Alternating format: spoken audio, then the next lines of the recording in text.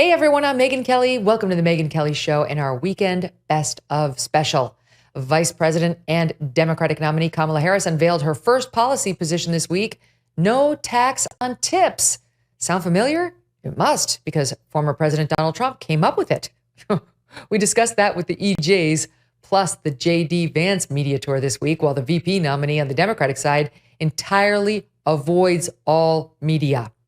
Nate Silver made his first appearance ever on the program, and we spoke about the state of the 2024 race and why his famous model, shows Harris ahead, but why Trump might be the better bet to win. I also did a deep dive on the media gaslighting on various political stories, but particularly on Tim Walz's actual record in Minnesota, which is far more radical than the corporate media is portraying. And our friends from the Fifth Column were here. We had some fun on a few of the big media stories of the week, as we always do with those guys. Check it out. Have a great weekend, and we'll see you Monday. J.D. Vance is everywhere. He's everywhere. Trump held this long presser on Friday. They're putting themselves out there. No one from the Democratic ticket is. And here's J.D. Vance doing a pretty masterful job of trying to spin Dana Bash's attempt to club him. I mean, how many weeks have we've been on the cat story now? Trying to club him like a harp seal, and he flips it back on her. Watch. What do you say to key voters like that? Republicans, swing voters. Sure. Who are put off by your views. If you look at what I said in context, the Harris campaign has frankly lied about what I actually said. Kamala Harris has two stepchildren. Pete Buttigieg and his husband have adopted twins. Do you recognize them as parents and more broadly as being part of families? Well, of course I do. Dana I think she's has made anti-child. some bizarre statements. She has said things like, it's reasonable not to have children over climate change. And you've now asked me 3 questions about comments that I made 3 years ago. I wonder what Kamala Harris thinks about the fact that she supported policies that opened the American southern border. I wonder what Kamala Harris thinks about the fact that she lied to the American people about Joe Biden's middle facility for the office. You are interviewing me, Dana, because I respect the American people enough to sit down for an interview. I appreciate that. Kamala Harris has been the nominee for 3 weeks. She hasn't sat down for a real interview. Believe me, we are asking. Okay, you're asking, but then they're still going along with it. All of them cover her rallies, ride in her plane, write about her nonstop with the joy and the all you go girl with their Madam President t-shirts on. But truly, Eliana, the answer by these sycophant media members needs to be F off. We will not cover you until you sit for an interview. We are not there to do PR. That's what's happening here. Look, the reason that Trump and Vance are out there so much doing interviews is that the media has made it impossible for them to dominate a national news cycle until since Harris was elevated to the top of the Democratic ticket 3 weeks ago. And the same thing should be happening for Harris until she sits for interviews. It should be very, very difficult for her to dominate the news cycle simply with rallies and speeches. But again, I don't blame her. It is the fault of the press that's allowing her to lead the headlines and lead the front pages of newspapers with positive press every single day without sitting for interviews or taking critical questions. But that is precisely the reason that you see Trump and Vance out there. And Vance, I think, actually, Megyn, did a better job in that CNN interview than he did on your show, responding to questions about that. I think he, after a rough week rollout, has found a more solid footing as Trump's vice presidential nominee. I thought he did a nice job in that interview. So what we're seeing now, though, instead of the media demanding access, and even in the absence of access, just doing in-depth reporting on these insane policy positions that they have said that they hold, and that in Tim Walz's case that he has enacted as governor of Minnesota, they're doing stories on Trump allegedly calling Kamala Harris a bitch behind closed doors. Okay. His team denies it. I couldn't care less. Who gives a flying fig? I'm sure he probably did call her a bitch. Who cares? This is what she says about him. Listen. I took on perpetrators of all kinds. Predators who abused women. Fraudsters who ripped off consumers. Cheaters who broke the rules for their own gain. I know Donald Trump's type. Why am I supposed to care Emily, if he, in response to being called a sexual predator, fraudster, criminal by her openly, behind closed doors may have said, she's a bitch. I don't know if you saw Mike Allen of Axios tweet out the story, but he put 3 siren emojis on top of Kamala Harris reportedly being called a bitch by Trump. Like, this is some major piece of news. And again, it just shows how little they understand about their own audiences. The news consumer, the American public, who, for so many of them, you can tell them that Donald Trump has been calling Kamala Harris a bitch. They could hear that he called the Statue of Liberty a bitch, and they would still vote for him because they think Kamala Harris's policies are terrible, and they're scared of the extreme policies of the left. And the media doesn't. Another reason they don't ask Kamala Harris's questions, like the one about Walz's extreme LGBT children policy, is because they don't understand that does also matter to voters. They have no understanding of their audience, so they get tied up in these ridiculous stories about Donald Trump allegedly calling Kamala Harris a bitch that does not matter to anyone, let alone does it matter to the degree. No. And you know what? With the way they manipulate the narratives, they could easily be doing stories right now on how JD Vance, to the point Eliana just made, found his footing, how he has been media forward. While Kamala Harris and Tim Walz hide from the press, JD Vance is going out there. We know if he were a Democrat, that is the story that they would be doing on JD Vance, that he is crushing it in interviews, that even though he's getting bad press, he's going and talking to journalists, he's talking to them on the plane, he's talking to them in sit-downs. He was all over the Sunday shows this week. But no, none of that. We're still talking about the cats. Well, speaking of calling Statue of Liberty a bitch, when Bo Dietl, colorful character at Fox News, who's often on Hannity, ran for mayor, there was some quote in his campaign where he was like, "I'm going to keep this city safe, all the way up from the Bronx down to that slut in New York Harbor." That's so Bo Dietl. That's perfect. So Bo Dietl. The other thing we've gotten today is JD Vance pictured in a female Halloween costume. Like they're saying he likes drag because like many people, one year on Halloween in 2012, he dressed up, I don't know what it was, but he was wearing a blonde wig and was in women's clothing. It was a Halloween costume. And now he's supposed to be a hypocrite, you see, because the Republicans don't like drag in front of young children. They did this same thing to Carrie Lake. Carrie Lake spoke out about drag being forced on little kids in public spaces in schools. And then they were like, she had a drag queen come and perform at her birthday party. It's not the same thing. And any rational person knows that. But I guess we're just going to go with he's like a drag queen now. It was also so insulting to actual drag artists. Like JD Vance just they would put do better than that. Wig on. He looks like a women's study professor. Like, that's my guess as to what this costume was. And by the way, Eliana, didn't you go to Yale? Yeah. Are your friends as mean as JD Vance's friends? Because every day another one releases some private correspondence with the guy, private pictures of him at a party. They seem like terrible people. By the way, he went to the law school, which is like the most radical school within Yale, well known for that. But the correspondence is quite interesting. The correspondence that's gotten a lot of attention is his correspondence with a friend of his who is trans. And at no point in the correspondence that this person has released is he disrespectful in any way. I actually thought it reflected quite well on him.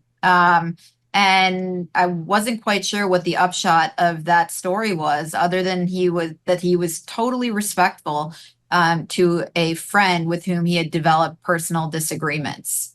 He was loving, kind, and supportive of this trans person.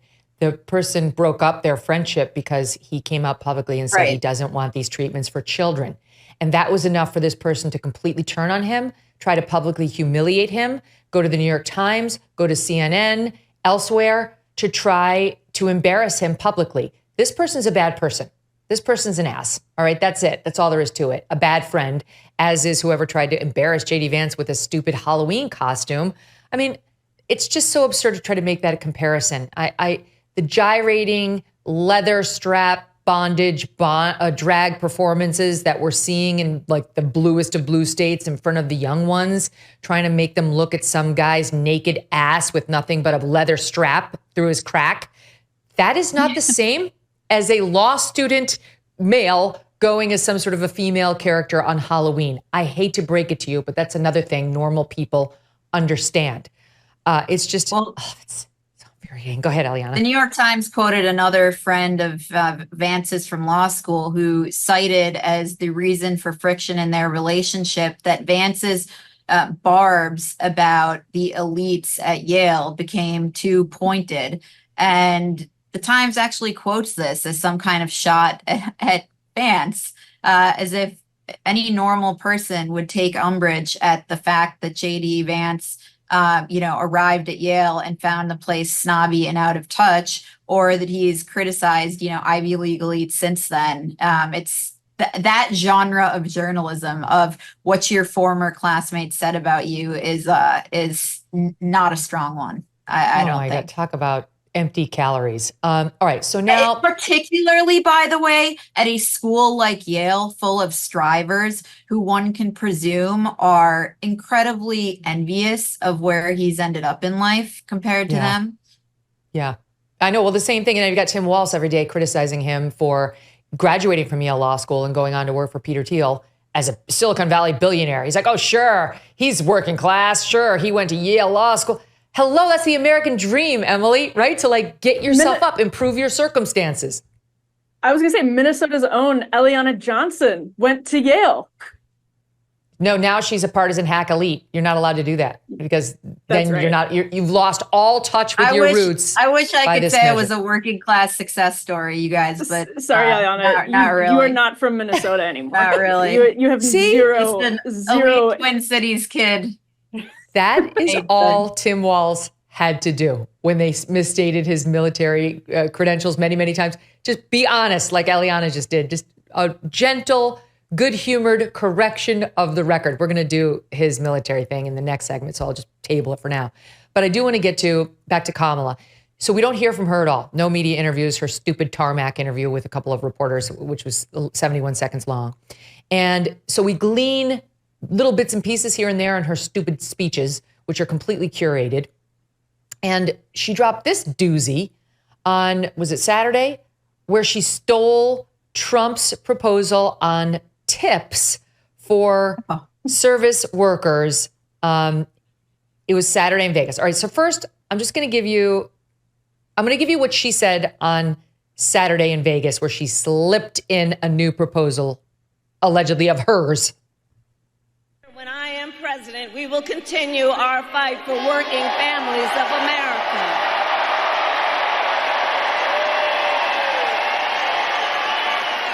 Including to raise the minimum wage and eliminate taxes on tips for service and hospitality workers. Oh, you don't say. So she stole that from Trump, which he tweeted out, and he was 100% right. It was his proposal, and he made it months ago. And he explained how he came up with the idea when he spoke at the Republican National Convention. Listen. We're having dinner at a beautiful restaurant in the Trump building on the Strip, and it's a great building, and the waitress comes over. How's everything going? A really nice person. How's everything? Oh, sir, it's so tough. The government's after me all the time on tips, tips, tips. I said, well, they give you cash. Would they be able to find them? She said, actually, and I didn't know this, she said, very little cash is given. It's all put right on the check. And they come in and they take so much of our money, it's just ridiculous. But I said to her, let me just ask you a question. Would you be happy if you had no tax on tips? She said, what a great idea. I got my information from a very smart waitress. That's better than spending millions of dollars. And everybody loves it. Waitresses and caddies and drivers. Now, this reminds me of the second Working Girl reference in a week on this show. Working Girl. When Melanie Griffith's character, who was a secretary working for Sigourney Weaver, who then goes on some fancy vacation, breaks her leg and gets laid up, and Melanie tries to pose as her boss. She came up with an idea while posing as the boss for this merger between Trask Industries and this other industry. And the guy loved it. And she was putting together this big deal. But then Sigourney Weaver, the boss, comes back from the broken leg. And she steps in and tries to claim this deal as her own. And Mr. Trask figures out that this was not Sigourney's idea. This was the idea of the lowly secretary. And he goes to each of them and asks in his investigation to figure out who deserves credit, how did you come up with this idea? And we've cut a clip. This is Forbes. It's just your basic article about how you were looking to expand into broadcasting, right? Okay, now, the same day, I'll never forget this. I'm reading page 6 of the Post, and there's this item on Bobby Stein, the radio talk show guy who does all those gross jokes about Ethiopia and the Betty Ford Center. Well, anyway, he's hosting this charity auction that night, Real Blue Bloods, and won't that be funny? Now I turn the page to Susie, who does the society stuff, and there's this picture of your daughter. See, a nice picture. And she's helping to organize the charity ball. So I started to think, Trask, radio. Trask, radio. And then I hooked up with Jack, and he came on board with Metro, and so now here we are. Well, Miss Parker, let me ask you a question. How did you come up with the idea for Trask to buy up Metro? How did I, well, let's see. Well, I would have to check my files. I can't recall exactly. Miss Parker is Kamala Harris. I mean, I'm sorry, but I nailed it. That's the perfect analogy for what we just saw. It's ridiculous, Emily. Also, that was encyclopedia level knowledge of the working girl plot. I love that movie. Everything, the detail. But yeah, I mean, this is another great example of media coverage. They would be going crazy if this had happened in the other direction. And by the way, Trump's story about how he came up with that proposal, it sounds plausible. It sounds believable to me. I don't know that it's true. Just because Donald Trump says it doesn't mean that it's true. It sounds plausible. Either way, if he were a Democrat, one big storyline of this election would have been how he came up with that idea, because it's really brilliant and it's a very powerful political narrative. And that's obviously why Kamala Harris is cribbing it. I mean, in Nevada, this goes a very, very long way towards, appealing to working class voters who are hugely supportive of Donald Trump, more than they have been for other Republican candidates. So it's really, really smart. And the media at the time, some outlets legitimately tried to undercut it and say, this is just nonsense. It doesn't mean that much to workers. It won't make that big of a difference. And now Kamala Harris does it. And people are like, wow, this is so smart. Where did it come from? So it's just like another perfect case study in what we've been talking about. And the media is just total double standards. It's so pathetic. Trump tweeted out or posted on Truth Social, Kamala Harris, whose honeymoon period is ending and is starting to get hammered in the polls, just copied my no taxes on tips policy. The difference is she won't do it. She just wants it for political purposes. This is a Trump idea. She has no ideas. She can only steal from me.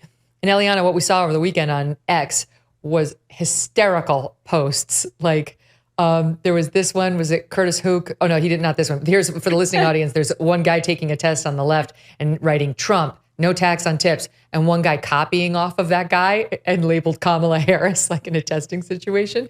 And then look at this one. They're saying this is Kamala Harris at her next rally. It's her wearing a Trump wig. I love this so much. She, I guess if you can't beat them, join them. But there'll be no acknowledgement, Eliana, that she completely copied Trump's homework. Well, it's quite interesting to take a serious look at this, that this is the one specific policy proposal she's put out to date, and it is one of Trump's policy proposals. Not only that, but this is a proposal, as Emily mentioned, that's aimed at the working class, and these are the voters that the Democratic Party over the past 8 years has been bleeding to the GOP. So if you want to think about what Kamala Harris may try to do, and we're supposed to see more economic policies from her this week, I think that's the way to look at this. I saw a headline on Mediaite the other day suggesting that you were displeased that 538's been, like the forecast has been suspended. They're now affixing a note to the top of it where it could formally be found, the forecast saying as of July 21st at 2 p.m. Eastern, President Biden has suspended his campaign for the Democratic Party, for president. And I guess they decided to suspend the forecast. And you suggested, at least according to Mediaite, that this is being done for political reasons. Can you explain that? I don't think it's being done for political reasons as much as maybe to save them a model they don't trust or that could be embarrassing to them in some ways. They had said back in July that their model had Biden doing substantially better than Kamala Harris, which I don't think made any sense at the time and definitely doesn't make any sense now, given the polling. Their model actually doesn't look very much at polling. It relies on things like the economy and incumbency. So, I don't know why they don't have the model back on. It's one of the most fascinating periods in American political history. I mean, the amount of attention paid to anything having to do with the horse race and politics and polls is very high right now. So I can't speak to what's going on there. But there's an issue, Megyn, where if you leave a brand and they get to keep the brand name, 538 I'm no longer associated with it, but they have the brand name.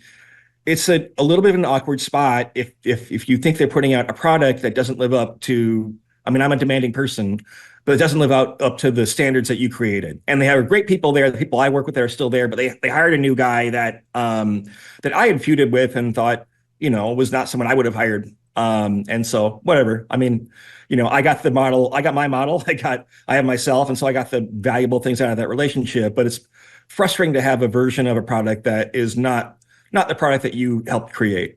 That would be horrible. That would be like me somehow losing control of the Megyn Kelly Show and being permitted to go off and form my own show, but the new person could call it the Megyn Kelly Show.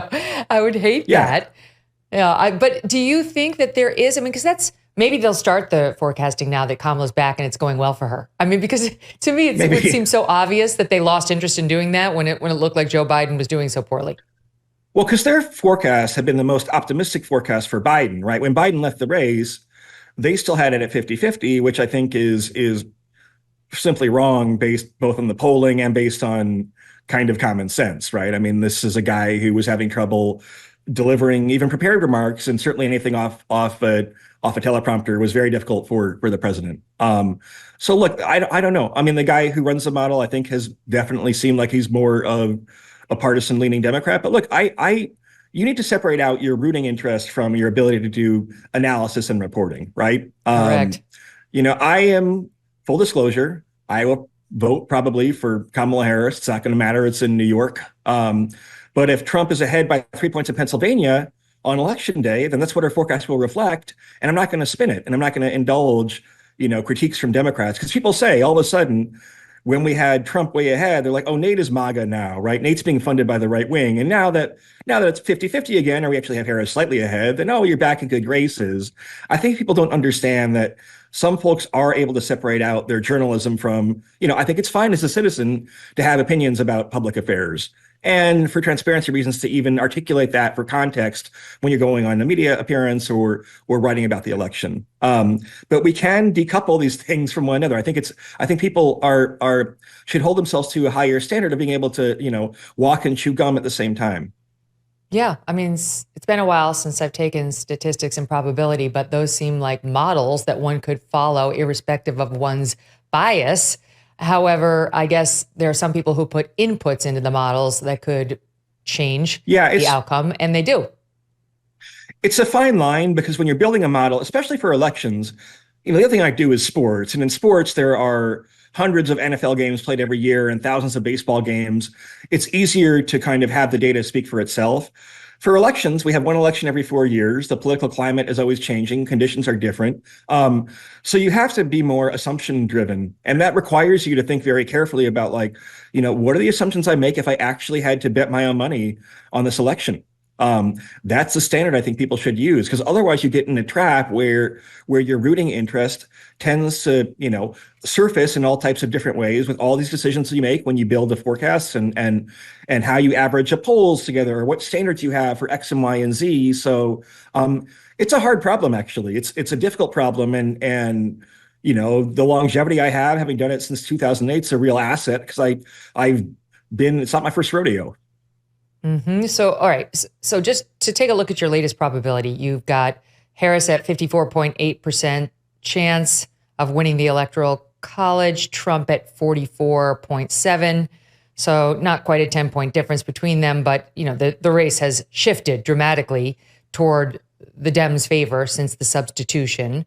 We went back and, I know that you know this, but you had predicted that Hillary had something like a 71% probability of winning in 16. She didn't win. So that's just as a caution for the audience that this doesn't mean that Harris is going to win. It's a probability based on an input of what? All the latest polls or the polls that you trust? Like, how do you decide what goes into the mix?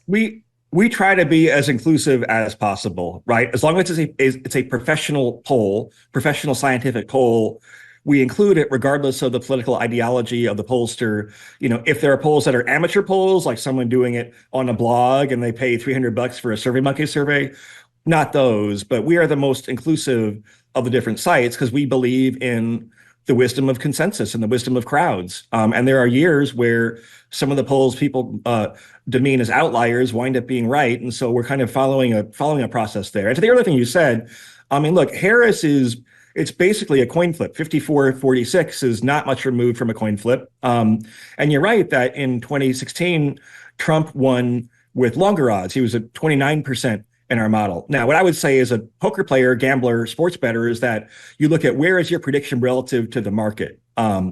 The belief there, and if you wanted to bet on Trump, you could get odds of 6-1 on Trump. So we said it should be actually 3-1. So if you're a gambler and you looked at our forecast, you'd say, I have a good bet on Trump because when it pays off, it'll pay off more than enough to make up for the times when the favorite wins. So from my standpoint, that was what I call a plus expected value forecast, meaning you play out the election 100 times and you make money from it. But understandably, not many people before have come from this poker playing background into becoming this prominent election forecaster. So understandably, I know why kind of like the conventional media is not going to get that. And that's okay. It's a hazard of doing the job. But I do want to emphasize that the uncertainty is there for a reason. The polls can be off. They were off in both 2016 and 2020. 2020, Biden had a big enough lead in the polls that he held on, but they were off by 4 or 5 points again in states like Wisconsin. So there, of course, at this point in the race, there are many Republicans who are starting to get very worried, right? Because Trump looked so much better 4 weeks ago than he does today. We had the New York Times Siena poll that came out yesterday showing Harris over Trump by 4 points in Michigan, Wisconsin, and Pennsylvania, the must-win Pennsylvania. We had Cook Political Report moving 3 states in the Sun Belt from lean R to toss-up, including Arizona, Georgia, and Nevada, which Trump had been looking really good in Nevada, which is not historically blue, but red, but he'd been looking really good there. So a lot of Republicans are starting to get very nervous with these polls coming in. You've got Trafalgar, which is historically, I guess, more friendly toward Republican voters. They understand them a little bit better. I think the way he polls is very interesting. He's got likely voters, at least in Pennsylvania today, Trump up 2, all within the margin of error. So how do we make sense of today's polling on this race? That's kind of exactly what a polling average is designed for, where it includes the New York Times and it includes the Trafalgars. I don't mean to totally compare them. We have pollster ratings based on their historical accuracy, and Trafalgar has had great years and not so great years, for example. Look, there's a pretty clear consensus that Kamala Harris is ahead in most national polls right now by an average of 2 or 3 points. National polls, however, do not determine the election because the popular vote doesn't determine the election. In Wisconsin, Michigan, Pennsylvania, she's ahead by a point, maybe 2 points, but that's really within the margin of error of the polls, right? If you had the election today, which would be a little bit weird, but if you had the election today and Trump won Wisconsin, that would be not surprising in the least, right? I think you'd take Harris at 50-50 odds, but it's very close. And the fact that, look, one way to look at it is that we've had 3 straight close elections with Trump. One where he came out a little bit ahead, one where he came out a little bit behind. And Harris is like a league average Democratic candidate, right? Hillary Clinton won the popular vote by 2 points. I frankly think Kamala Harris is a better candidate than Hillary Clinton. So if she wins by 3 points, the popular vote, then you have a close electoral college race where I think she might be the slightest favorite, but would be very competitive. Okay. So to those despairing on the right, it's too soon for that. To those celebrating on the left, same message. No, look, I think both parties have, Democrats went from a terrible position. I mean, Biden was way behind. And I think, if anything, our model overrated Biden's chances because he was not able to do the normal things that a candidate does. His fundraising was drying up. He had another debate to survive. So, I thought Biden's chances might have only been 10% or something. And now it's 50-50 or 54 or 55. I mean, that feels great when you're a poker player and you're down to your last few chips and all of a sudden you're a real player in the game. Yes. But like Democrats are maybe getting a little bit carried away here. Kamala Harris is going to have her convention next week, and typically that produces a further boost in the polling. So I think August will remain a rough month for the GOP. But September, she will face a different type of pressure, the pressure being a perceived frontrunner potentially. That can be more difficult. I mean, being an underdog is a powerful kind of constituents or powerful meme in American politics. It's a sympathetic situation. And in some ways, it's a great story, right? I mean, she takes over this old guy and performs way better than people thought, rises in the polls, could become the first woman president. It's understandable why voters and certainly the media find this story compelling, but usually there are twists once you get after Labor Day and having this debate September 10th, which by the way is still pretty early for a debate. That's the most obvious fork in the road for a momentum swing. Mm-hmm. Have you been able, Nate, when you've been watching the media, I mean, it's been such a whiplash, right, of them eventually deciding Biden had to go. Okay, we're going to do our shoe leather reporting. Let's get to the bottom of this. We're suddenly interested in all of his fails and stumbles. And then as soon as she got anointed, it was like, not interested anymore. Forgot all our shoe leather problems. Like, let's let her coast and be her PR agents on the back of the plane and back of the bus and not insist on interviews, et cetera. Yeah, look, I think the Biden story should have been covered first and foremost as a governance story. It's the hardest job in the world. How much uptime does Biden have seems like a valid question. And by the way, I think these questions can be asked of Trump too. I think candidates should be more transparent about their medical records and their mental health and things like that as well. And people should have the right to ask questions. But yeah, it's not a great look that once the horse race aspect of the story was resolved, that the story faded from the headlines so quickly. Because it's about, if there's a 3 a.m. phone call from North Korea, then do you have the best person in office to take that job? And I don't know. I mean, I the fact that Biden's been cagey about his diagnosis, if he has one, it's not been a great look, and it's a sign of how. I mean, what's weird about me is like, I'm someone who is kind of in the liberal media establishment, but also critical of it at times. And I think in election years in particular, you sometimes see behavior that's more strategic, I guess I'd say. My gosh. I mean, that's such a sweet interpretation of it, but strategic, corrupt, if you ask me, but that's me. But on your point about Joe Biden, Tom Bevan over at Real Clear Politics actually went and pulled the president's schedule just to see what he's actually doing, what Joe Biden's actually doing. This is last week. He posted this on August 8th. And he wrote, his schedule this week is truly absurd. One phone call on Monday, nothing on Tuesday, nothing on Wednesday, one phone call and a ceremony on Thursday, and then off to the beach house. He adds, any employee or CEO who did this would be fired. Biden is the leader of the free world, working 10 hours a week, and our media couldn't care less. They want him to coast, I guess. They feel like he deserves it because he stepped down. So it's like out of respect, even though we have two wars going, the Middle East and Ukraine, and we may be seeing an expansion of one or both. Yeah, look, there are various things. There's like the old Goldwater rule about not wanting to diagnose a candidate's physical or mental health from afar. But look, audience capture is a thing too. And even the more highbrow, center-left outlets will publish more stories that get more page views and get more traction. Those are generally stories that have good news for their Democratic-leaning audience, right? So just organically, that can sometimes emerge. I mean, I've worked for the New York Times, and I don't think they kind of consciously go out and say, let's cater to the left today. But I think their readership leans that way, and so you have, that's reflected in the coverage a little bit. Yeah, and so do the reporters, which has an effect too. Yeah, and look, Roger Ailes used to say that. Roger, I was just going to say at Fox, Roger understood that when you hire young journalists, they're going to be left-leaning. Like young people tend to be left leaning, certainly young people out of journalism school. And he understood that you weren't not hired at Fox because you were a left leaning person. You just got the talk about that's not what we do here. If you want to just write left leaning things for left leaning readers, go someplace else.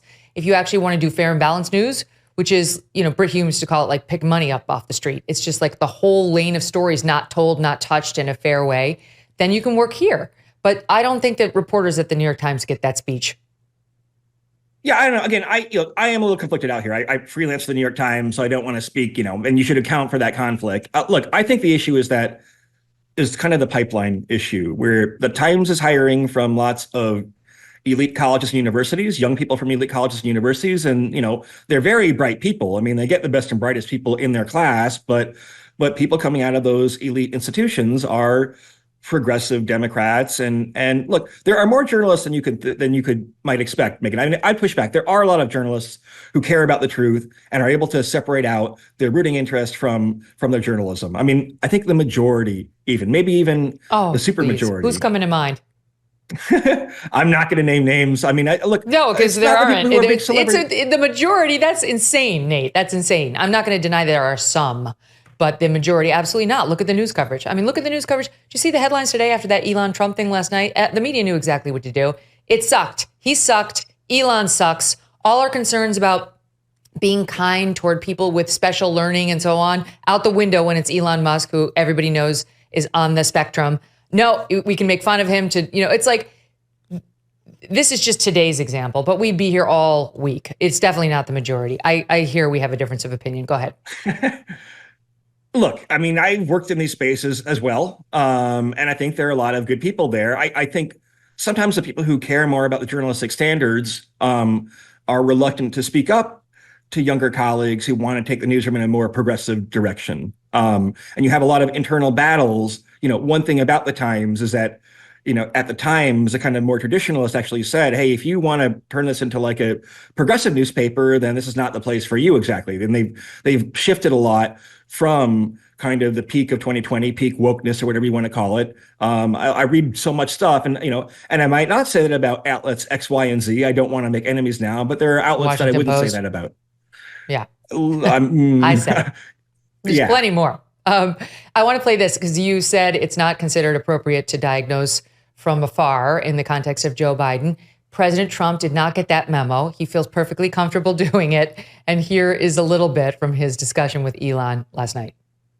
Now, Biden's, close to vegetable stage, in my opinion. Okay, I looked at him today on the beach and I said, why would anybody allow him? The guy could barely walk. Why would anybody allow him?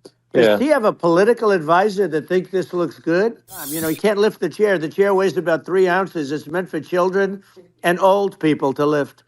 And he can't lift it.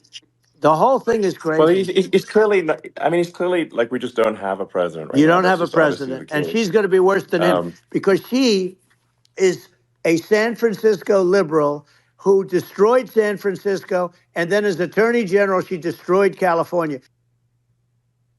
Okay, so he's getting a little bit more on message there at the end. But Nate, do you think, and I realize you're more in the statistics and probability game, but do you think there's a chance they actually might sub out Biden before November so she could run as an incumbent? I mean, I don't know that we can connote an advantage to her. It would certainly make her campaigning schedule more difficult. But I do think there's a chance just because if you I spent a lot of time looking at curves, right? Curves for how baseball players are going to do or how the polls are trending. And the trajectory for Biden is, seems to be pretty negative. That instead of an occasional senior moment, that's kind of like the norm now. And we also know if you look at actuarial tables or if you've just had older relatives, that once you kind of hit the late 70s, early 80s, that you often hit an inflection point where someone goes from having good days most of the time to bad days most of the time.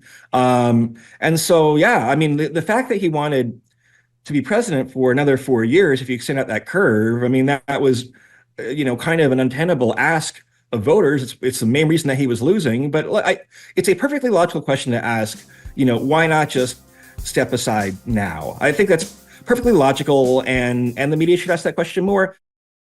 We were gaslit on President Joe Biden's mental acuity for years. As recently as March, we had MSNBC telling us this was the best Joe Biden ever, most cognitively fit, better than ever. And then they were exposed at that debate, but the lie was never acknowledged. They just moved on. Same for Vice President Kamala Harris. She defended the president as totally fine, mentally robust even, for years. Never came clean, just quietly subbed in for him, and 3 weeks later hasn't said one word about any of it. The same media is now telling us Harris is suddenly a wordsmith, someone who speaks with merry conviction, has social warmth. And that was from the Wall Street Journal. Imagine what the left is saying about her. And is tougher. She's tougher than the guy who just got shot in the face and rose up with a fist pump. The same media is telling us that those two Olympic boxers who won gold medals this weekend did not test XY and are in fact female. But they did test XY, and they are male. The International Boxing Association is on record through its doctor saying as much. And now we've had the former NBC and LA Times reporter, Alan Abramson, come forward and verify earlier reports that he personally saw the test results and they showed male. Similarly, Megyn Kelly, the one boxer from Algeria, his trainer, has revealed, reports Redux Mag, that a French hospital found a problem with Khalif's chromosomes and that Khalif was well aware he, quote, might not be a girl. This, as a commissioner of the Spanish Boxing League comes forward to reveal that Khalif was considered too dangerous for women to fight in Spain, saying, quote, whoever we put Khalif with was injured, end quote, and that they had to pair Khalif with one of Spain's top male boxers before finding an even match for Khalif.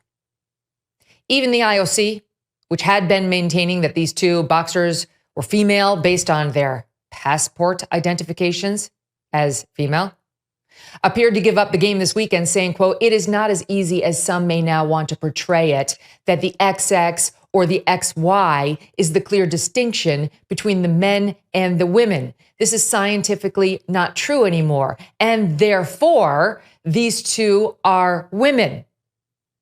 They're not. You got XY, you're male. And these two have XY, according to more sources now than I can count. And a woman is going to get killed if we keep allowing this. This same media is telling us that Governor Tim Walz did not quit the National Guard in order to avoid going to Iraq, that he filed his paperwork to quit the Guard before he got any notice that he was being deployed. That's not true either. We know for a fact that Mr. Walz was told he would be getting deployed in March of 2005. There was a notice saying it's coming. And his office publicly circulated that notice at the time. We've seen it. But a commander from his unit told CNN over the weekend that it actually was earlier than that Mr. Walz and the unit knew, the commanders, well before Walz filed any papers to run for Congress, that they were going out. They were about to get deployed, and that notice came as early as the fall of 2004. In any event, Walz did not quit the Guard until May 2005. That was 3 months after the written notice that he'd likely be going. And it's true that while the final official deployment notice didn't come until July, Walz knew well before July that he was likely going to Iraq with his unit, and there's no question that he quit anyway. Everything else is revisionist history, all right? He quit knowing they were about to be deployed. That is a fact.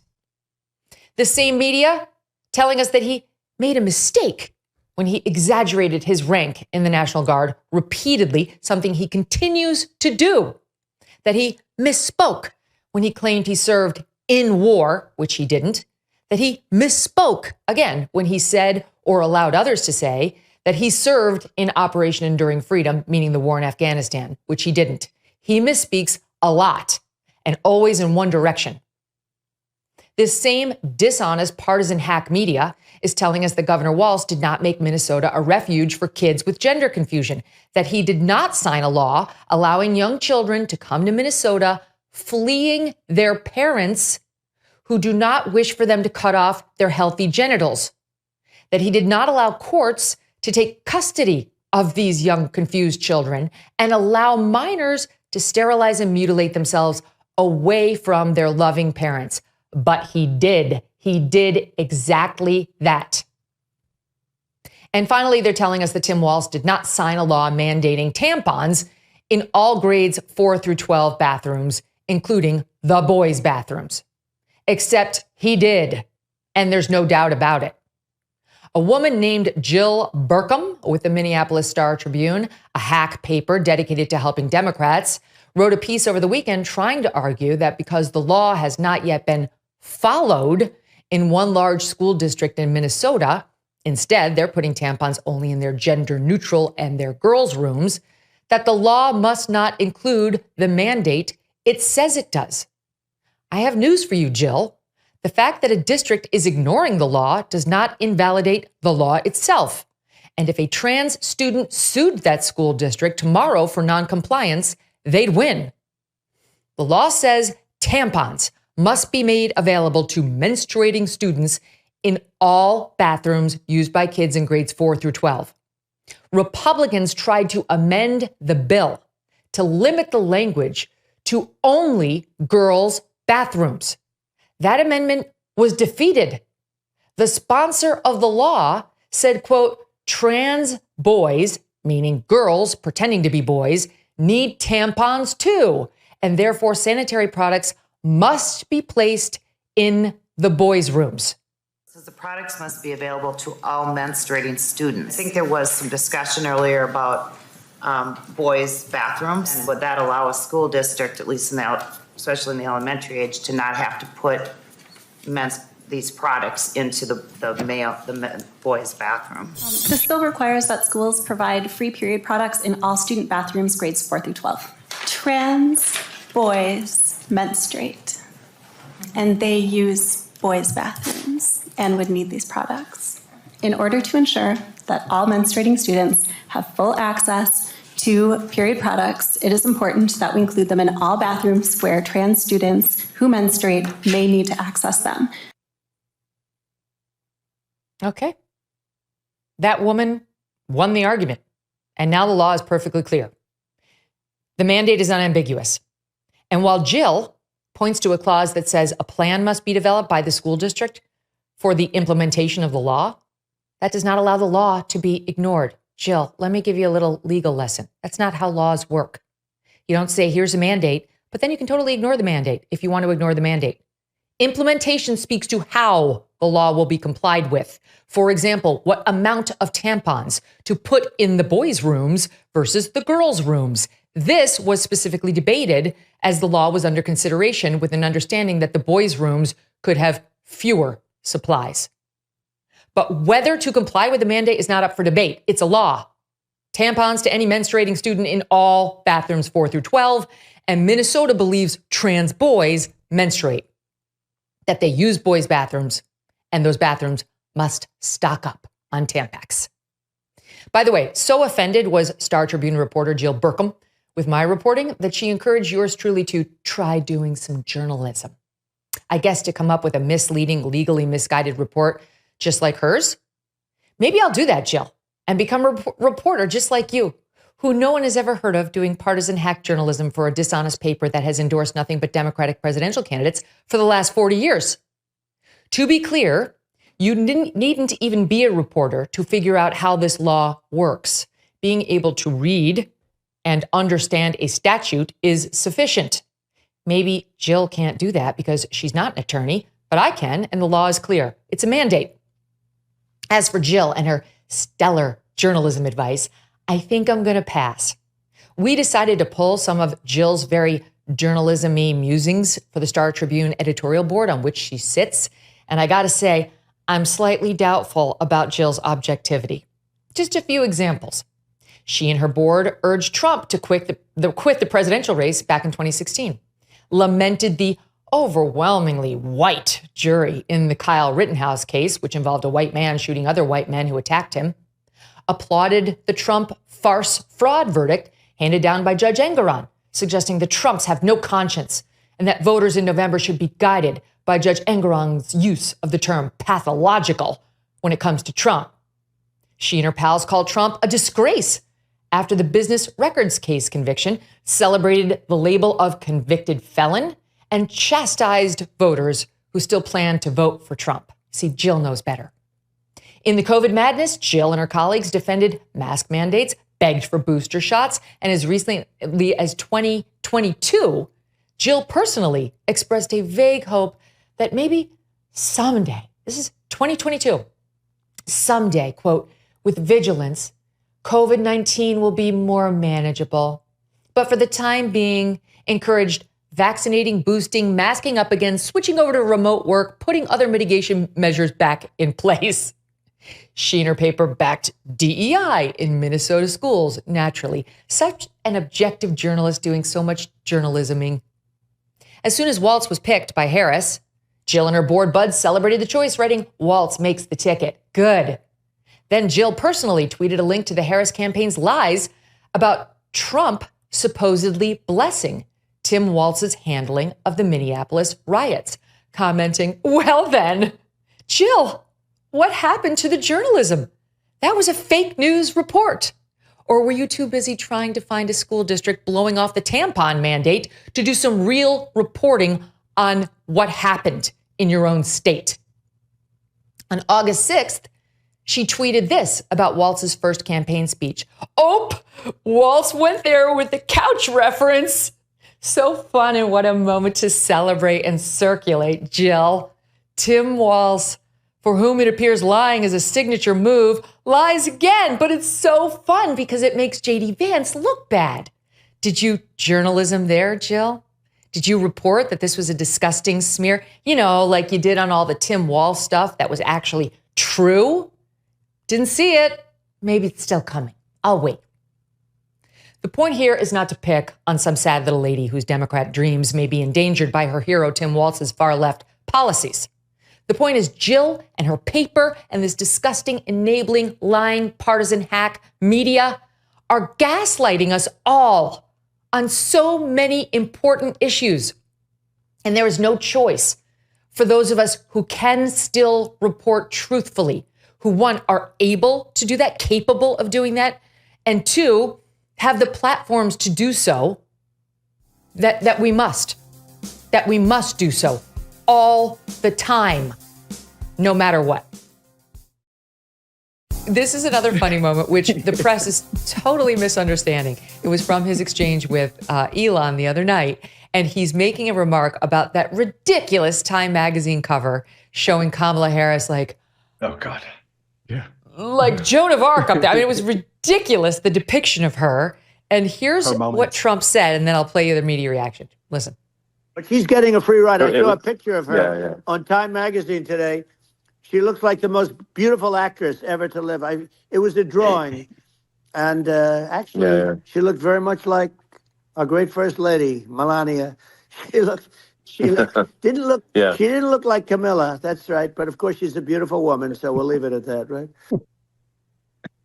So since when does he sound like Buddy Hackett? That's there was a problem with the audio. Then they released the original audio because he was saying something and it was better. But listen, okay.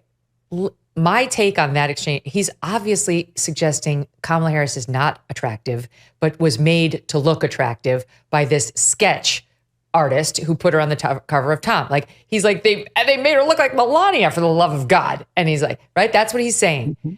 And then listen to how the media reacts. I think this is Julie Roginski on CNN.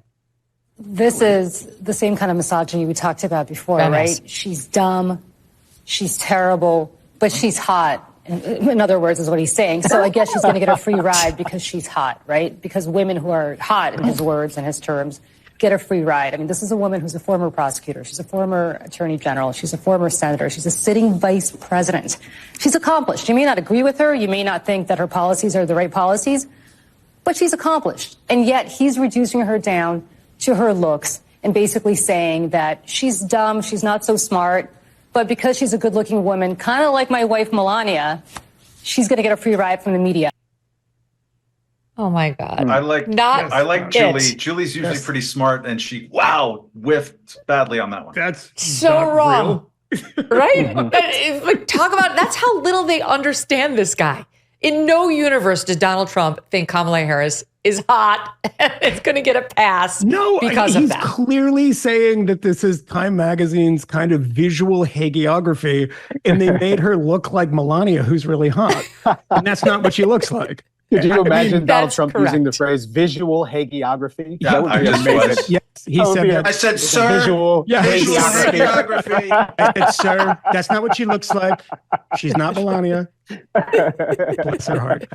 And she's not That's fat. an insane reaction. Yeah. I know. But this is, of course, again, what Trump is up against. And I don't know the solution other than message discipline. On the subject of the media, I got a couple of other for you guys. You've probably seen the viral Caitlin Collins clip on Stephen Colbert. She is on CNN. She goes over, to get the lovely treatment from Stephen Colbert on how amazing she is and how amazing CNN is. And the left-wing New York City audience brought some truth to the unbelievable. Yeah. How humiliating and good for that audience. They knew that was a farce. What is the number of trust in the mainstream media? Something 17%, some vanishingly small lower. number. I think it might be Maybe lower. 11. So I think that the audience, even in New York City, knows that that's ridiculous. I mean, it is. Stephen Colbert is a great example of this, right? I mean, a comedian. If you go back and look at the late night shows of the Leno, Conan O'Brien, Letterman era, you would have occasional political jokes. They never turned into cheerleading for one political candidate or one side, which is what it's made it so boring. I mean, you look at the ratings they have, which are low. Stephen Colbert, I mean, everyone remembers the unbelievably embarrassing vaccine dance. Do you remember this? Oh, yeah. Oh, People with all the shots on stage dancing around. I mean, it's like, what is happening? It's like North Korean television, but less funny. That was horrid. I mean, I routinely encounter like clips of him on the Daily Show or just old Daily Show segments back from its glory days. And there were so many times where they were lampooning the left and lampooning the right, even with Kamala Harris, quite frankly, up until somewhat recently, it was not so surprising to see them lampooning her. But that sort of thing, like in a moment like this, seems far less likely to happen. Oh gosh, never. I mean, look, who were the faces of CNN over the Trump era? Jeff Zucker was running it. We all know about him. He's ruined CNN. Chris Cuomo, okay, that didn't end well. He's obviously a Democrat partisan masquerading as a journalist, just like Stephanopoulos. And Don Lemon. Now, Don Lemon ultimately got forced out because he made one too many stupid sexist comments, and so they turfed the guy. But I'll just give you a little sample of Don Lemon and how he's covering the news these days. The guy who was the face of CNN for all these years. Take a listen. We meandered over to his podcast, We're the One, and we found the following in-depth discussion. I think you're right. Is it because people are like, oh, how the kids say, the kids call it being sus, right? Oh, well, he's sus or whatever. Do you think it's fair to be questioning JD Vance's sexuality, or because, when they say thou doth protest too much? I'm not saying he is or he isn't. Some people are like, I have great gaydar and blah, blah, blah, blah. I don't know. What do you think, Alejandro? Wow. Sorry. No worries. I think with some of my friends in the group chat that were like kind of being like egg vibes ? Which like for folks out of the trans community, like egg means like someone who hasn't come out as trans yet, but gives off like a lot of vibes like they're trans. So, listen, one of my friends who is trans is in the chats, in these here chats, is Flame Monroe. Flame, let me know what you think in the chat. That's what I want to know. I want to know what you think about all of this. Do you think it's just fun? What do you think? Because I hear people, I see people are putting up the egg emoji or what have you. God, Don Lemon. Remember when he thought the plane like it maybe disappeared into the Bermuda Triangle or black UFO? hole? Is that crazy? Is it a UFO?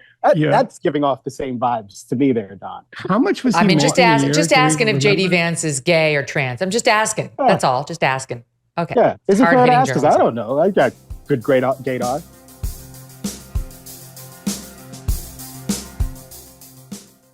I'm Megyn Kelly. Welcome to the Megyn Kelly Show. It's been a busy week, busy month, and we had some fascinating conversations on the show. There may not be a former Democratic politician who is as closely connected with the failed 2020 campaign of Kamala Harris as Tulsi Gabbard.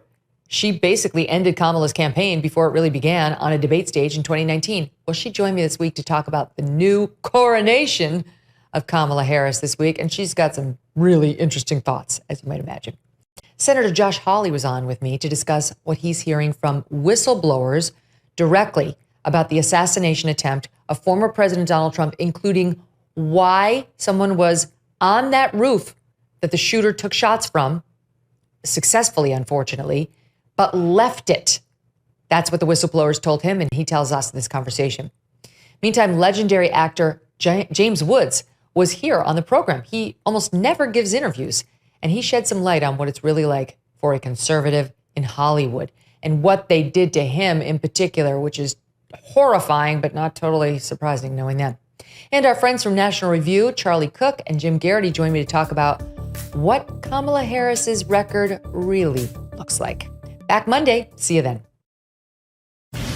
President Biden's selfless decision has given the Democratic Party the opportunity to unite behind a new nominee, and boy, oh boy, are we enthusiastic. When I spoke with her Sunday, she said she wanted the opportunity to win the nomination on her own, and to do so from the grassroots up, not top down.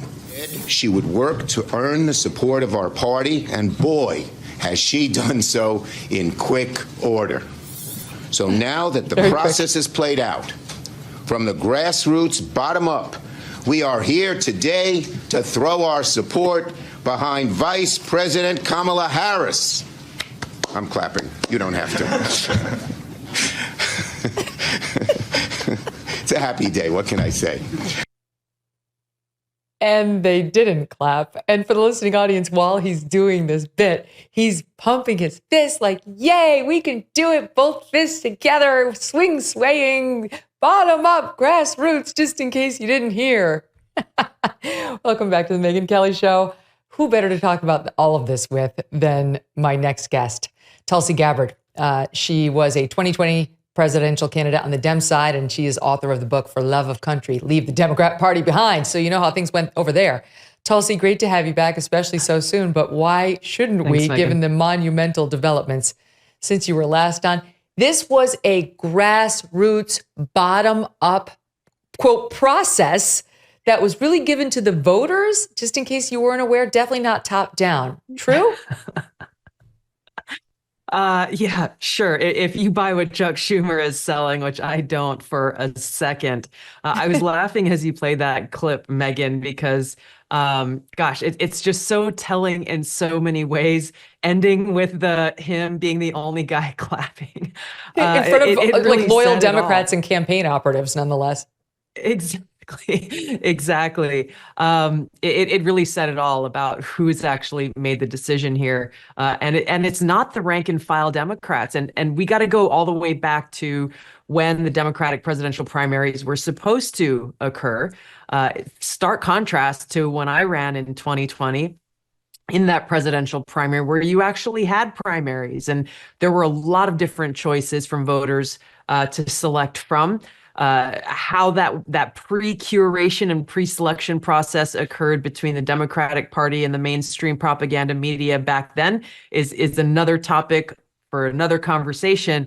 But at least there were many names on the ballot, and voters had the opportunity to go and cast their vote for the candidate of their choosing. In this election now in 2024, many states didn't even have primaries.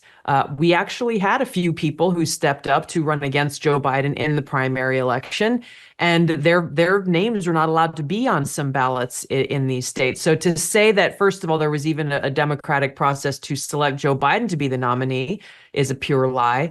And that lie is continuing on now as they try to create this new narrative and this facade of how the Democratic Party is going to the grassroots from the bottom on up to select Kamala Harris as the nominee. None of that has happened. What are we at? It's Wednesday now. This announcement was just made that President Biden was not going to run on Sunday. Where was the bottom-up grassroots voices being heard and votes being cast now for Kamala Harris to be the new Democratic nominee? It's a lie. It hasn't happened. They have decided that she will be the nominee, but they're trying to pretend as though that this is a decision being made by the American people, or certainly Democratic primary voters, to try to bolster her position rather than seeing it for what it actually is, which is a coronation by the Democrat elite who've been calling the shots for Joe Biden, who's been a figurehead for the Democrat elite for the last 3.5 years. And now they see in Kamala Harris someone who will continue to be a figurehead and who will do whatever they tell her to do. That's exactly right. She's going to owe them. She's going to owe them big. It's right on brand, though, Tulsi, for the Democrat Party and what we've seen recently, where we've just been through years of them telling us not to believe our lying eyes when it came to Joe Biden's decline. And then when it was no longer, they were no longer capable of hiding it, and Kamala subs in, don't believe your lying eyes that this looked like a top-down effort. She was made the nominee by fiat. You guys really actually voted for it. This came from you, the grassroots. And I have to say, of all the ones to object, finally you see BLM coming out and saying, this is not okay. She's been placed in there. We object to this. We do not support her. And shouldn't there be at least the semblance of democracy here? I mean, it might be the first time I've agreed with the messaging coming out of that group. It is very telling again, and it's a continuation of two things. Number one is across the entire Biden-Harris administration, they have consistently shown that they believe if they say something, that it is somehow true. And number two, that we, the American people, are stupid enough to buy what they are saying and not pay attention to what they're doing. We've seen this dramatically with their open border policies. Over and over again for the last 3 years, President Biden, Kamala Harris, Secretary Mayorkas, over and over again telling the American people, the border is secure. The border is secure. There is no crisis at the border. Don't worry about this. There's nothing to see here, folks. And then all of a sudden, because they see voters are looking at what's actually happening, they're not buying their lie. President Biden does this last minute political election year executive order to try to crack down on the border and actually acknowledge, well, actually, no, it wasn't secure, but it's the Republicans' fault and it's Trump's fault. It doesn't make sense in any way, shape, or form. They did the same thing with our economy. Bidenomics is working great. It's one of our greatest success stories. The economy is going to be great. The recession is not going to last very long. It's just a temporary thing. Don't worry about it. Nothing to see here. Meanwhile, everyday Americans are noticing that they can afford less and less every time you go to the grocery store, recognizing that our economy is not doing very well. Everything costs more now. And when are these prices going to fall? When is inflation going to go down in enough of a way that makes it so that people can not have to be so concerned about how to cover the basic expenses of everyday life? We're seeing the same thing happen here. I think this statement from Black Lives Matter is very telling because they're speaking the truth, first of all, but second of all, also that it shows that they expect Black voters to fall in behind Kamala Harris lockstep, once again playing the identity politics game, rather than actually looking at what are the issues that are of concern to African-American voters, to different demographics and constituencies across our country. They're not actually focused on solutions to the real challenges we face, once again focused on what they say and hoping we fall for the lie, and the optics of what they're presenting that are not reflective of the truth of the world and country that we live in today. So on the subject of the economy, I believe that this is one of the reasons Democrats are struggling so mightily. And I think it's, so far we've seen Harris as well. It's only been days, so take it with a grain of salt, with young people, because they're being directly affected. They can't get into the economy. They can't get anything close to a running start. They're dragging. They can't find jobs. I also happen to believe the over-the-top DEI messaging that these young people have grown up with and been immersed in high school and college has turned a lot of them on these Democrats. They don't want their skin color and their gender and their whatever shoved down their throats. But look at this report from CNN. I've got 2 sound bites here from this guy, Harry Enton, who watches the polls carefully for them. They're very interesting, Tulsi. We'll play the first one and then we'll go to the second watch.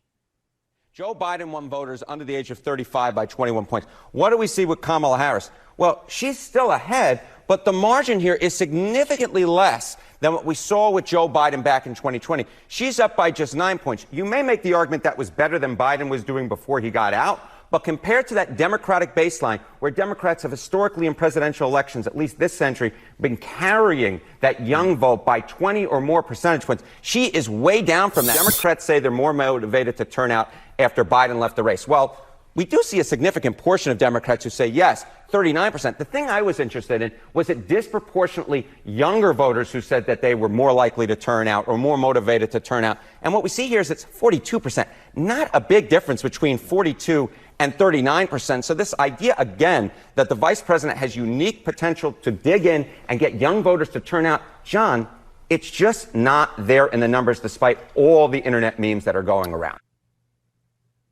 They've only gotten a 3-point bump with young voters on enthusiasm since they announced her. And let me play the second one because this speaks more to party identification. And you and I both know you used to be a Democrat. I did too. Yeah. When you're young, that's when the Democrat Party is kind of usually most appealing. Not necessarily right now. Look at this. I want to look at party identification again. Voters under the age of 35. Go back to 2020. This is the Pew Research study. This is one of the best studies that we have. And look at that. 56% of young voters said that, in fact, they were Democrats. They identified as Democrat or lean Democratic. You look down at 2024, it's 49%. Look at the Republican jump from 39 to 49%. So when we say that Harris is doing worse than Biden, it's not that she's uniquely bad. It's rather she's fighting uphill. She's trying to fight against a wave that is going against the Democrats among young voters. And Harris may be unique in some ways. Maybe she does slightly better than the generic Democrat, but not all that much. So for the listening audience, it shows that the Republicans used to be at a significant disadvantage in getting young people to vote and register Republican, and it's been completely erased. And Democrats have gone from having 49% of the young voters registered as Democrat to just 30. They've lost 10 percentage points off their share. So you explain that one to me, Tulsi, because that's a problem for them.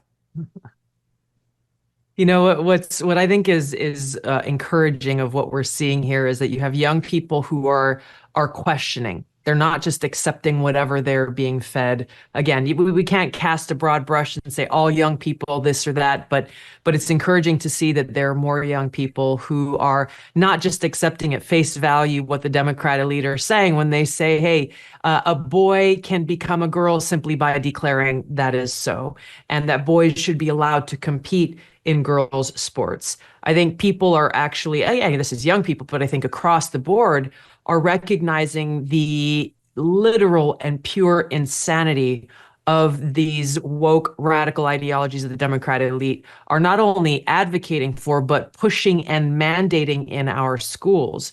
The fact that in some schools now, for example, a track team in my home state of Hawaii, a girls' track team now has half of the entire team are biological males competing on a girls' team, taking away those opportunities from our young women and girls.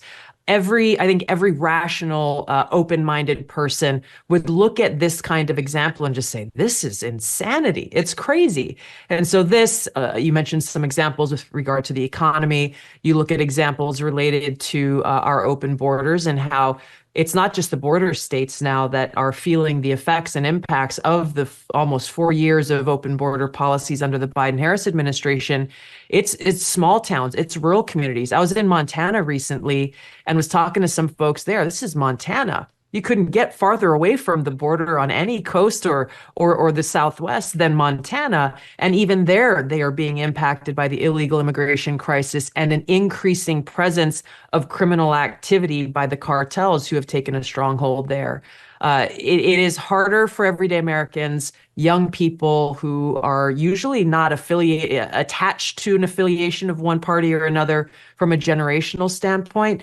So it's encouraging to see how people are using their common sense, being critical thinkers, being independent-minded thinkers about, okay, well, which party and which candidate is more accurately representing common sense and what is actually in the best interest of themselves, their families, their communities, and our country. It's absolutely insane, Megyn. It's insane. Here's what the whistleblowers, the latest whistleblowers, we've had a number of them come forward to my office. Here's what the latest said just yesterday, that in fact, law enforcement had designated at least one individual, maybe more, but at least one, whose job it was to be on the roof, not in the vicinity, not around, on the roof. And this person, I don't know if it was a he or a she, but this person, according to the whistleblower, decided, oh, it was awfully hot that day. And so they abandoned their post, never went back to the roof. And that is why the roof was left wide open. It wasn't because of the slope, contrary to what the former Secret Service director said. No, it was because this law enforcement individual just didn't want to be on there. But Megyn, there's more. Whistleblowers also tell me that law enforcement were supposed to be patrolling the perimeter of that same building. I've been there, Megyn. I've seen it myself. I went last week. I took my own team because I don't trust any of these people to give us the truth. It's American Glass Research Building number 6. Megyn, it's a low roof. You've seen it. We've all seen it now in pictures. It's a low-slung building. There was supposed to be law enforcement patrolling the perimeter. They weren't doing it either. Instead, because of the heat again, whistleblowers tell me that law enforcement went inside the building. So you got the roof abandoned, you got law enforcement inside the building in the air conditioning, and you have the building essentially open. And Megyn, you can, sometimes it's hard to see from the pictures, but I can tell you, having been there, there are air conditioning units, really large air conditioning units on either side of that building. It's easy to get on that roof. I mean, it really is. It's a single story. Any able-bodied individual could hop up on the air conditioning unit and hop up right onto the roof. You wouldn't even need a ladder. If you had a ladder, it would be super easy. Any 20-year-old kid, which is what the shooter was, who he was, could certainly do it. Law enforcement, according to whistleblowers, Megyn, left the building totally defenseless. Oh, this is awful. When we say law enforcement, do we mean local law enforcement as distinct from Secret Service? Yeah, so this is, the whistleblower said to me that Secret Service had asked local and or state law enforcement to handle this, and that they failed to do so. Now, I will just note, Megyn, that there's a lot behind the scenes here and not so behind the scenes in public. There's a lot of attempts at blame shifting, and I'm even getting it from whistleblowers. We've got whistleblowers from Secret Service world who are coming forward and saying it's the locals' fault. And then I've spoken to local law enforcement whistleblowers from that said, don't blame us. It's the Secret Service's fault. The Secret Service didn't even show up the way they were supposed to for the walkthrough plan with local law enforcement. So it is unclear to me. This is why we need the facts. This is ridiculous. You've got law enforcement on both sides pointing the fingers at each other. You've got a former Secret Service director who would take no responsibility. But bottom line is this: somebody was supposed to be on that roof. Somebody was supposed to be guarding that building. Nobody did either. So the local law enforcement is delegated this task, and Secret Service, for some reason, put it outside the perimeter of the responsible area that Secret Service would have to look after. And then it seems like they washed their hands of it. I mean, we had a former Secret Service guy on the show a couple days ago who was saying it doesn't matter whether it was inside or outside the perimeter. Ultimately, it is the Secret Service's responsibility. And if you're going to delegate it to local law enforcement, it's still your responsibility to make sure that it's well protected. That, plus the fact that we know Kim Cheadle lied about the reason they weren't up there was a sloped roof isn't safe, tells me they're running scared. They know it was on them. And then we get her performance yesterday, which, yes, ultimately led to her being forced out over her strong objection. But why wouldn't she give any names? I realize there's probably going to be a public pylon when we figure out who put the area outside of the, Secret Service perimeter and so on. But them's the facts. Like, that's life. So why can't we get actual specifics? Well, we need actual specifics, and the reason I think is that nobody wants to be responsible for anything. Secret Service doesn't want to be responsible. DHS doesn't want to be responsible. Let me highlight something else that a whistleblower has told me, Megyn, and that is there were more DHS, Department of Homeland Security, more Homeland Security personnel there that day, working the rally that day, than Secret Service agents. And this is because Secret Service is so overstretched. They had so many other events going that they didn't have enough people to actually cover the rally. So the majority, the preponderance, most of the agents there that day, the federal agents, were from Homeland Security. They weren't prepared for this event. They were not ready to do their jobs. They were supposed to be doing things like using canines at the entrance to sweep people going through the crowd. They were supposed to be guarding the area around the platform. They were supposed to be coordinating with locals. And whistleblowers tell me they weren't doing any of these things. So, Megyn, we've got failure at every single level. I mean, every level you look at here, Secret Service wasn't coordinating this properly. Secret Service allowed Trump to go on stage. Secret Service didn't have the right plan in place. DHS was unprepared. They didn't know what they were doing. State and local law enforcement officials were just out there on their own, not sure what they were supposed to be doing, maybe not doing their job. I mean, it is every piece of this is a total disaster. The House Oversight hearing yesterday saying that the officers involved at that particular facility were Butler Emergency Services.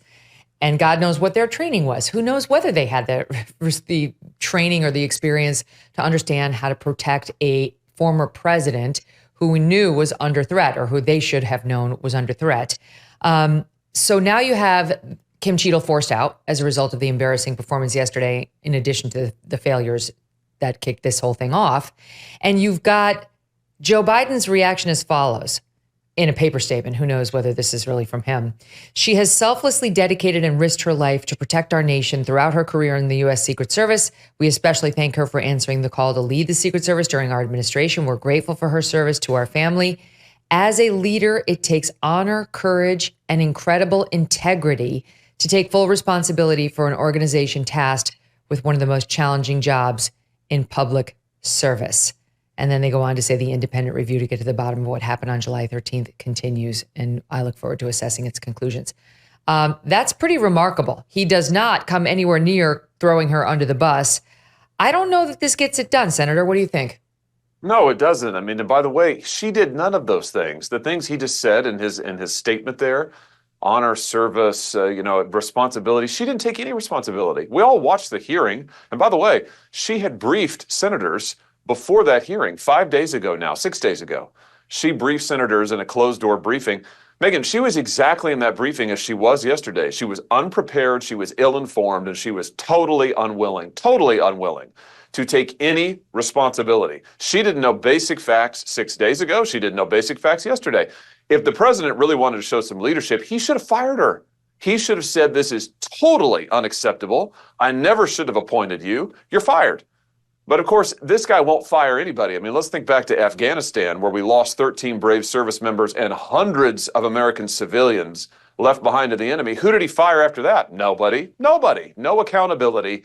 Here we have an American president shot, another good American killed, multiple others critically wounded. Nobody will take any responsibility. It is a sickness in this administration. Mm-hmm. And when she got up there yesterday, it seemed clear she had things she wanted to hide. There was just one example. I mean, we can go through more of them, but there was the example of how the Secret Service lied on the record about denying President Trump's requests for additional security. I mean, my own suspicion is they thought it was a vanity play. They thought maybe he was just self-aggrandizing. I don't know. That's my speculation. But they did repeatedly deny him additional resources for protection. And now we know, of course, he did have reason to fear for his life. And they denied it on the record, both when Dan Bongino alleged it, when Susan Crabtree of Real Clear Politics alleged it.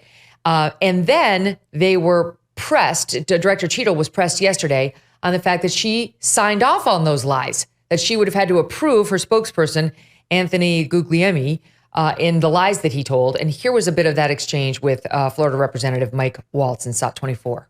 Did you sign off on that spokesman's statement? The spokesman's statement, I believe, was related to requests that were made. Did you sign off on it? For the requests that were made at the rally. Did you sign off on the statement before it went out? I sign off on my press spokesman's statement before they go out. I would hope you would in the wake of an assassination attempt. Yes. You did. Mm-hmm. Categorically false that any requests were made. You signed off on it. Thank you for that. Thank you for that clarity. So here's the thing, Senator. What that tells me is that even in the wake of an assassination attempt in which a man died, she's not even, at best, she was in error, right? So she's not even checking her facts and being careful in the messaging around something as critical as whether they denied Trump's requests or not, which seems like just a massive political CYA effort by Kim Cheadle and those who work for her.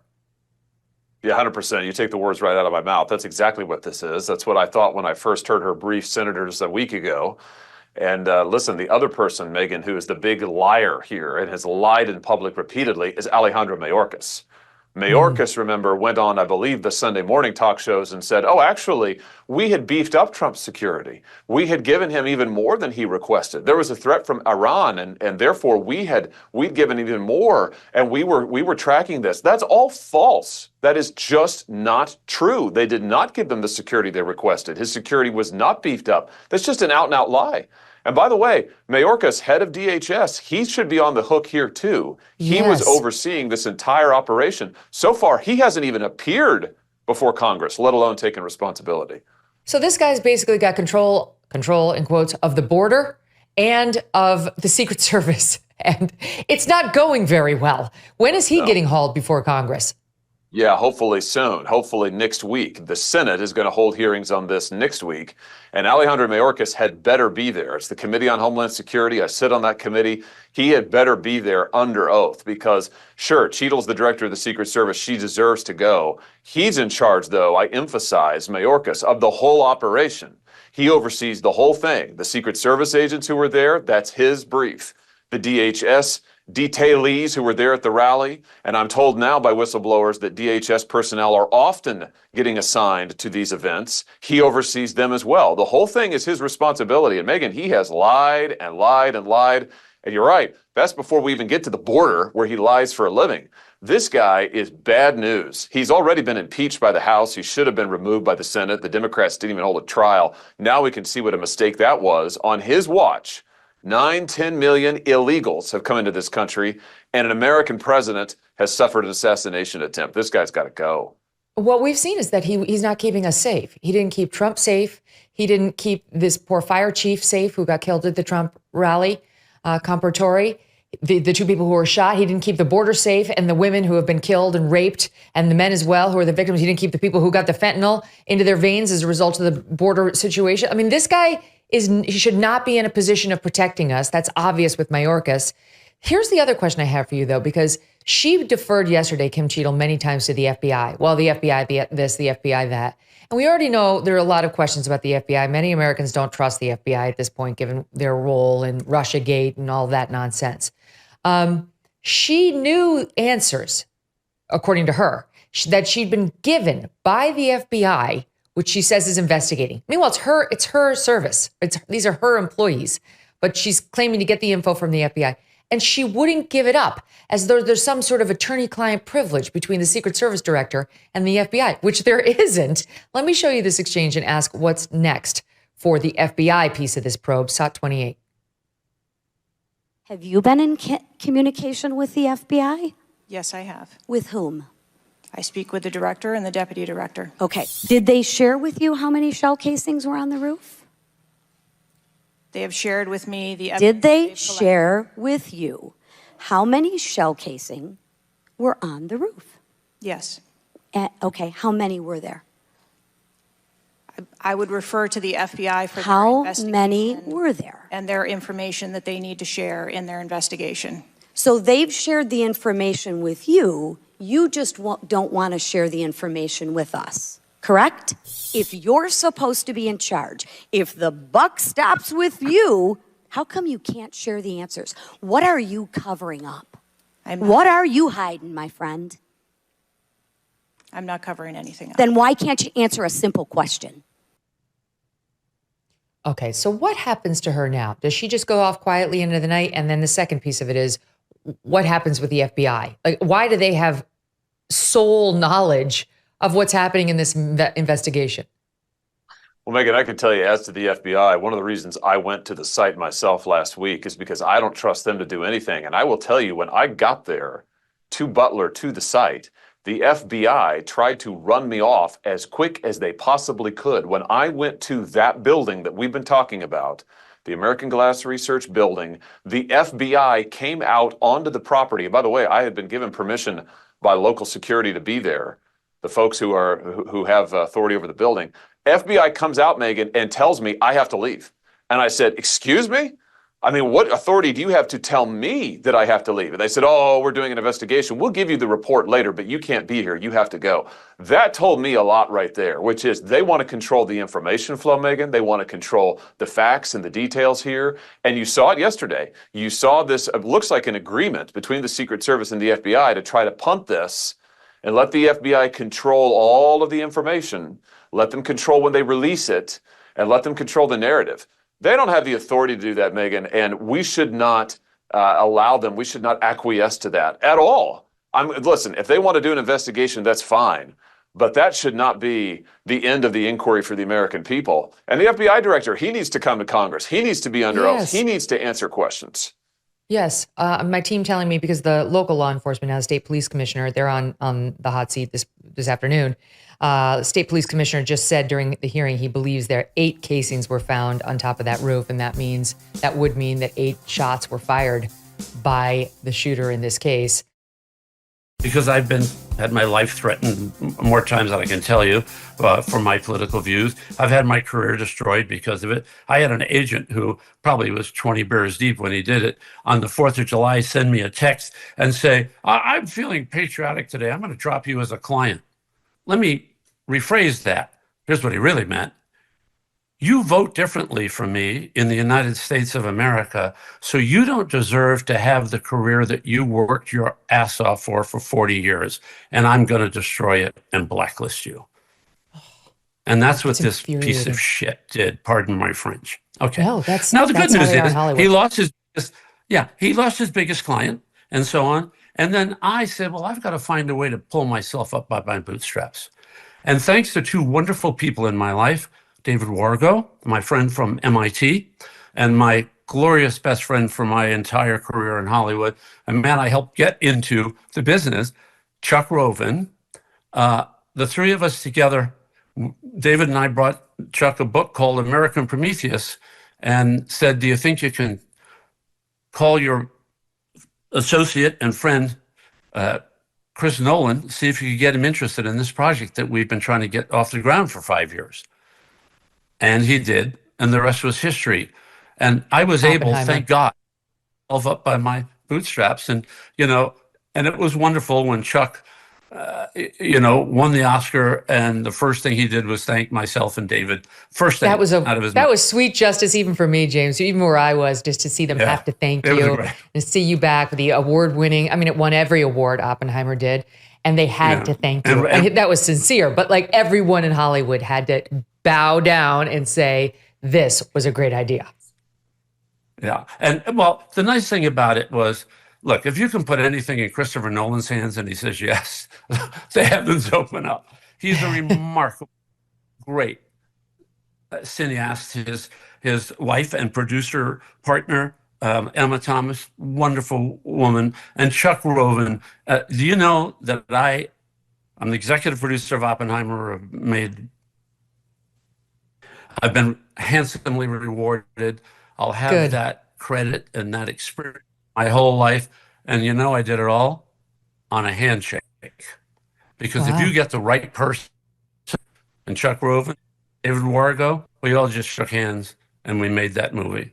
And we didn't make the movie. We watched the movie. Chuck and, of course, Nolan made the movie. But we were able to put that together because these are decent people. By the way, Chuck is more liberal, in his politics than I am.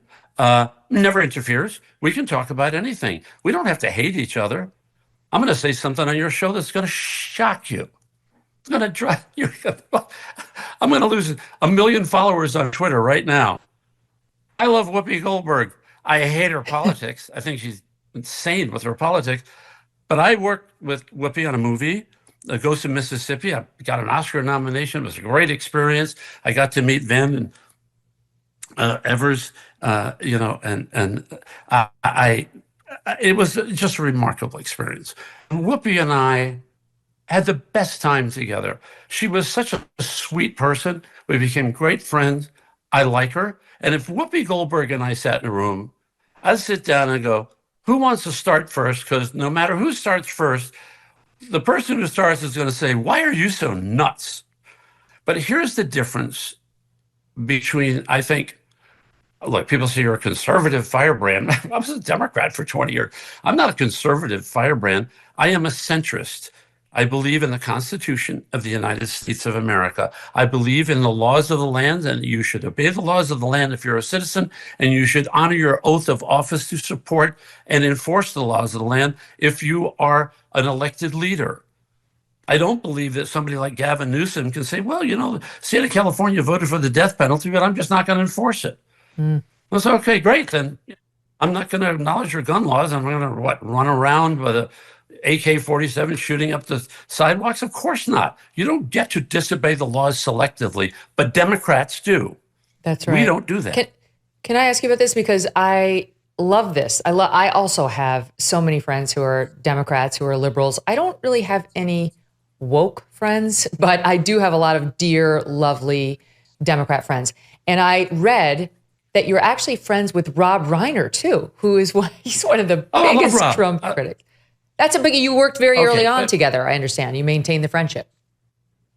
Well, it was the same movie, but let me say something about Rob, okay? Rob Reiner, boy, this quote's going to hit it. Rob Reiner is a patriot. And by that I mean he is passionate about ideas that he believes in. Hey, it's the United States of America. You can believe what you want. And the things that he believes in are to him the way to make America great again. Now, it may not be great in the way that some of the ideas I'd like to see to make America great again. It may not be that. We may not have an equivalency there. But I believe that he truly cares about this country, and it's one of the reasons he's so passionate. I think he's very wrong about a lot of his social progressive ideas. But, you know, he's entitled to that. What's magnificent about this country is that Rob Reiner and I can be friends and completely disagree about just about everything, quite frankly.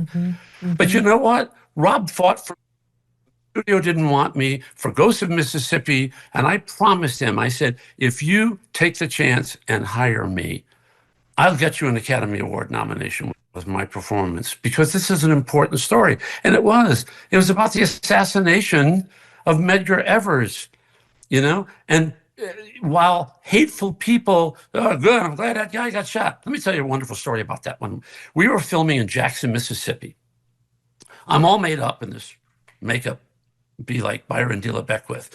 Byron De La Beckwith happened to be kept after he was convicted for murder for life. Instead of being in the state prison where he would have been murdered, the state of the Commonwealth of Louisiana, is it a Commonwealth state? Whatever, of Louisiana has a responsibility to protect their prisoners. So they put him in the jail in Jackson, Mississippi, in the county jailhouse, which is above their, I think is above their city hall, and so on. So he was in the jail, in the hospital part of the jail, looking down on us when we were filming the story. And I walk out of a limousine and I'm looking at the crowd and I look up and there's Byron De La Beckwith in the jail window, hospital window, wow, looking down on us. And I got a note to come into the courthouse, and a lovely lady, she was one of the corrections officers that was assigned to oversee him. And she said, Mr. Woods, I think she was actually a deputy sheriff as well, or police officer. I'm not sure what her exact, but she was a law enforcement personnel. Very robust Black lady serving her community. And she said, Mr. Woods, it's a pleasure to meet you. Mr. De La Beckwith has asked if you might want to meet him. She said it very cordially. And I said, could you tell Mr. De La Beckwith that I declined the invitation? And as an amendment to that thought, I hope he rots in hell and has his gizzards eaten out by wild dogs. And she says, you know, I always thought I'd like you. You married? Did not see that coming. Well done. No. Well, wait, so I gotta follow up with this because I'm driving to something. You, among your many theatrical accomplishments, you were in one of my, and I venture to say most American women's favorite movies ever, a little film in 1973 called The Way We Were. It was a very young James Woods playing opposite Barbara Streisand. You were pals on the college campus, and you weren't Robert Redford, you didn't have that role, but you were pretty prominently featured in this movie. And one of the things that you helped her in was her on-campus protest. She was a communist, and you guys were young and believed in these leftist, commie ideals. Correct. And we pulled a little clip of it, and then I'd love to ask you whether you've maintained with Barbara what you've maintained with Rob Reiner. Watch. Okay, just a little snippet.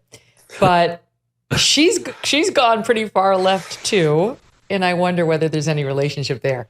I bumped into her a couple of times, and again, it's funny in our business when you bump into everybody.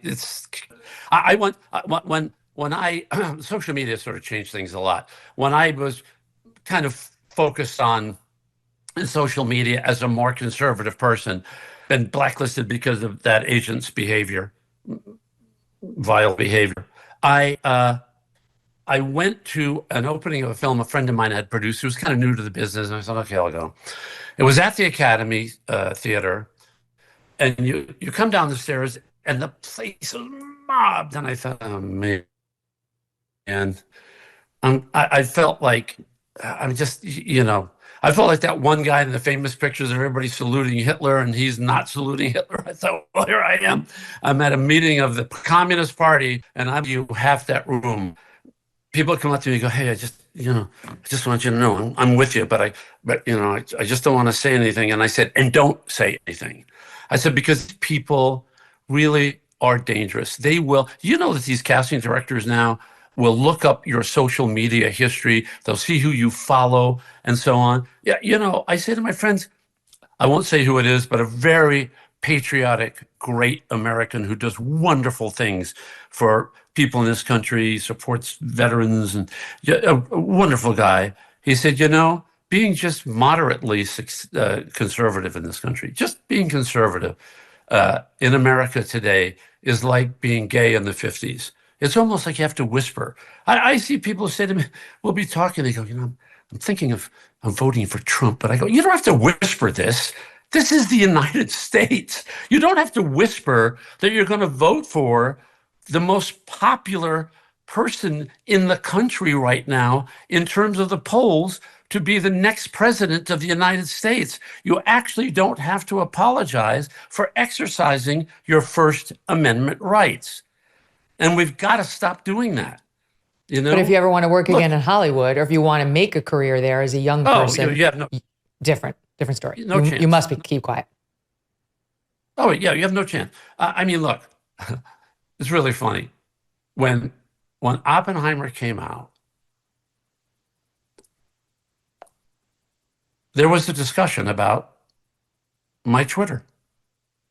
Oh, geez. And it was gently suggested that I basically remain invisible,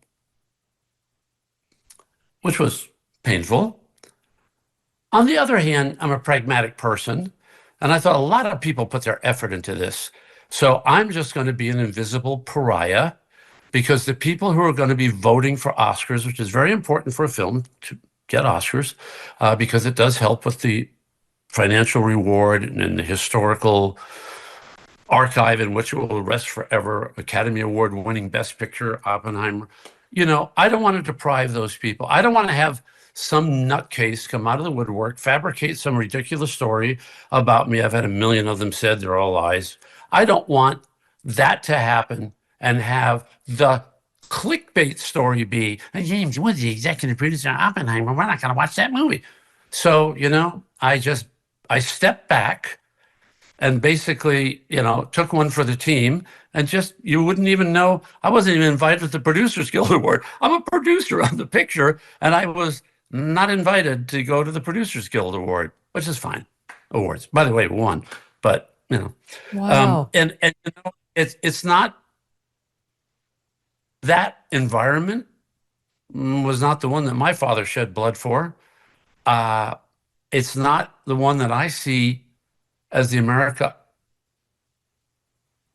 I would like to see. My late brother, God rest his soul, my late brother's children, and they're now their children, not the future I see for them.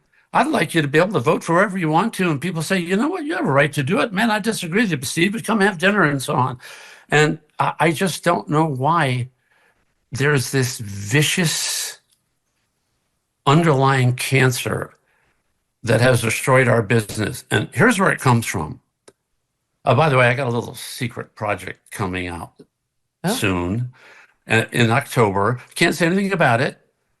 If you go to my website, jameswoods.com, there'll be a little hint of what it might be, but I can't say another word about it because it's going to be secret. But some things are going to kind of come out because I decided to embrace the second act. Oh, look at you. You are such a sneaky little devil. I couldn't figure it out, though. I have the picture, but I don't know what it's telling me.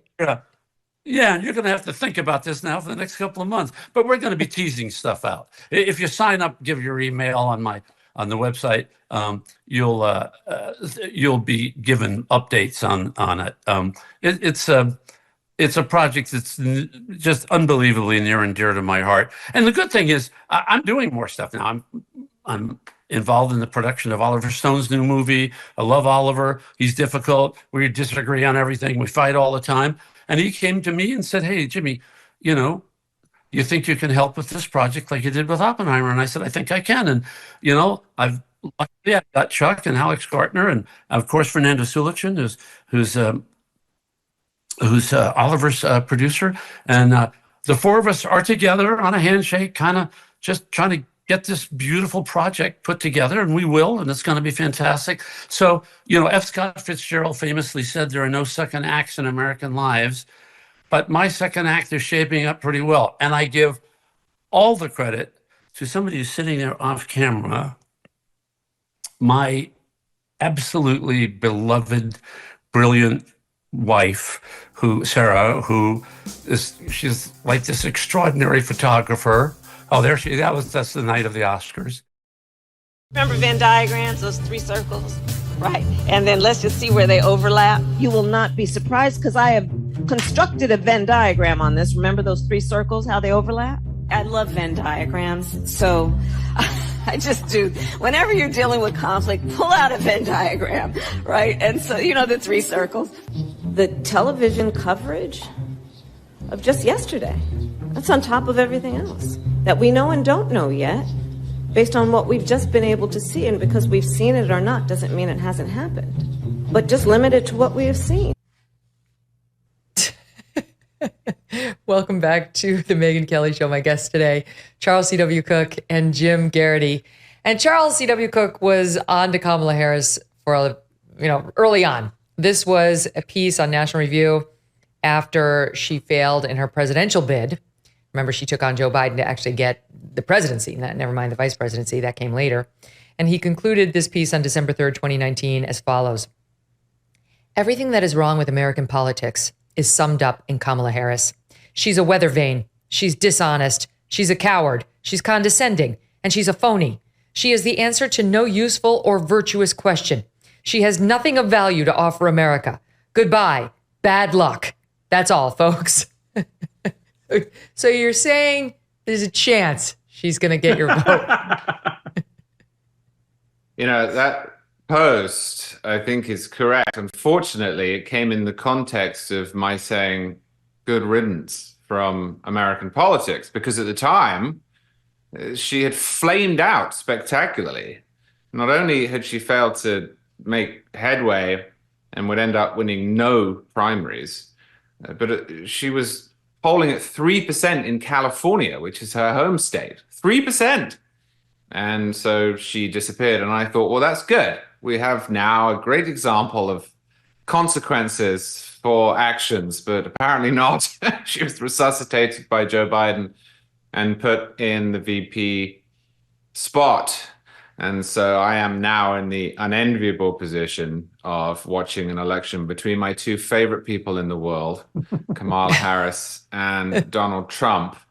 I think this is my fault, Megyn. I moved to America in 2011. Since then, I've done you guys no favors. So maybe I have to leave. But look, No. She is an awful, terrible person. And it's not just that her instincts are authoritarian, although they are. It's that she actually doesn't believe in anything. If you look at last time she ran for president, she said on 2 separate occasions that she wanted to completely abolish private health insurance. On the first occasion, she agreed with the proposition by putting up her hand. But the second time, she was asked about it on the stage directly. And she said in this incredibly flippant way, yeah, that's it. We've got to move on. It's got to go. Done. 150 million people have private health insurance. And she was just going to get rid of it. Well, this was not too popular, and she noticed. And so she subsequently said, I misunderstood the question. No, you didn't. You didn't misunderstand the question. That's what you thought you had to say at that point, because if you go back to the 2019 Democratic Party, support for single payer was a prerequisite until Biden won. And perversely enough, given the way he's governed, actually moved somewhat to the right. And she is a catastrophe. And my only question is whether or not the press is going to be able to turn her into something in a short space of time that will give her a good shot. I keep hearing skeptical Democrats saying, look, we don't have enough time to introduce her. But I think the opposite's true. I think the lack of time between now and the election is her greatest asset. If you gave her, instead of a runway of 106 days, if you gave her 300 days, I think she'd be dead in the water. So on that point, Jim, it's come to our attention. Taylor Lorenz of the Washington Post wrote this up a couple of weeks ago, but it's all over social media, that these young lefties are trying to rebrand Kamala Harris's cringy moments as somehow cool.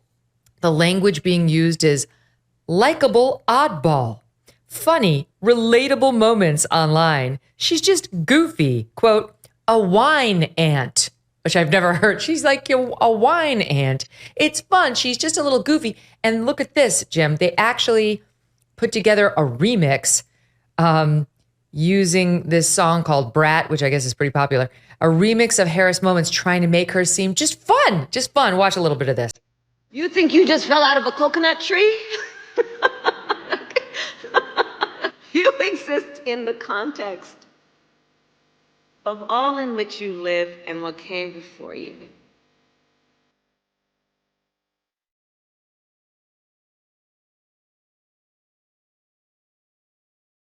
Everything is in context.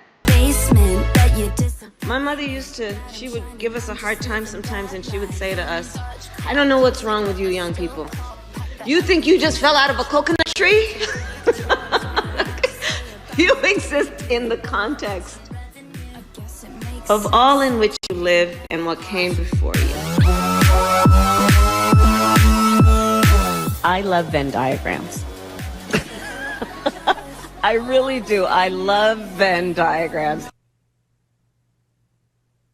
Huh? The album's Brat. Megyn, if I were the Trump campaign, I would be running that in every swing state, in every commercial break possible, just to say, yeah, Kamala Harris. She always seems slightly inebriated, as the slogan for 2024. And maybe she is. Maybe she is a fun person. I don't know if that's necessarily the preeminent quality that Americans are looking for in a commander-in-chief and president. I mean, Willie Brown seemed to think so. I wasn't going to go there. I'm going there. I'm going there. About climate. There's a debate. There's a debate on this on Twitter right now about whether her sleeping with Willie Brown when she was an up-and-coming, inspiring politician in San Francisco is fair game. It's fair game.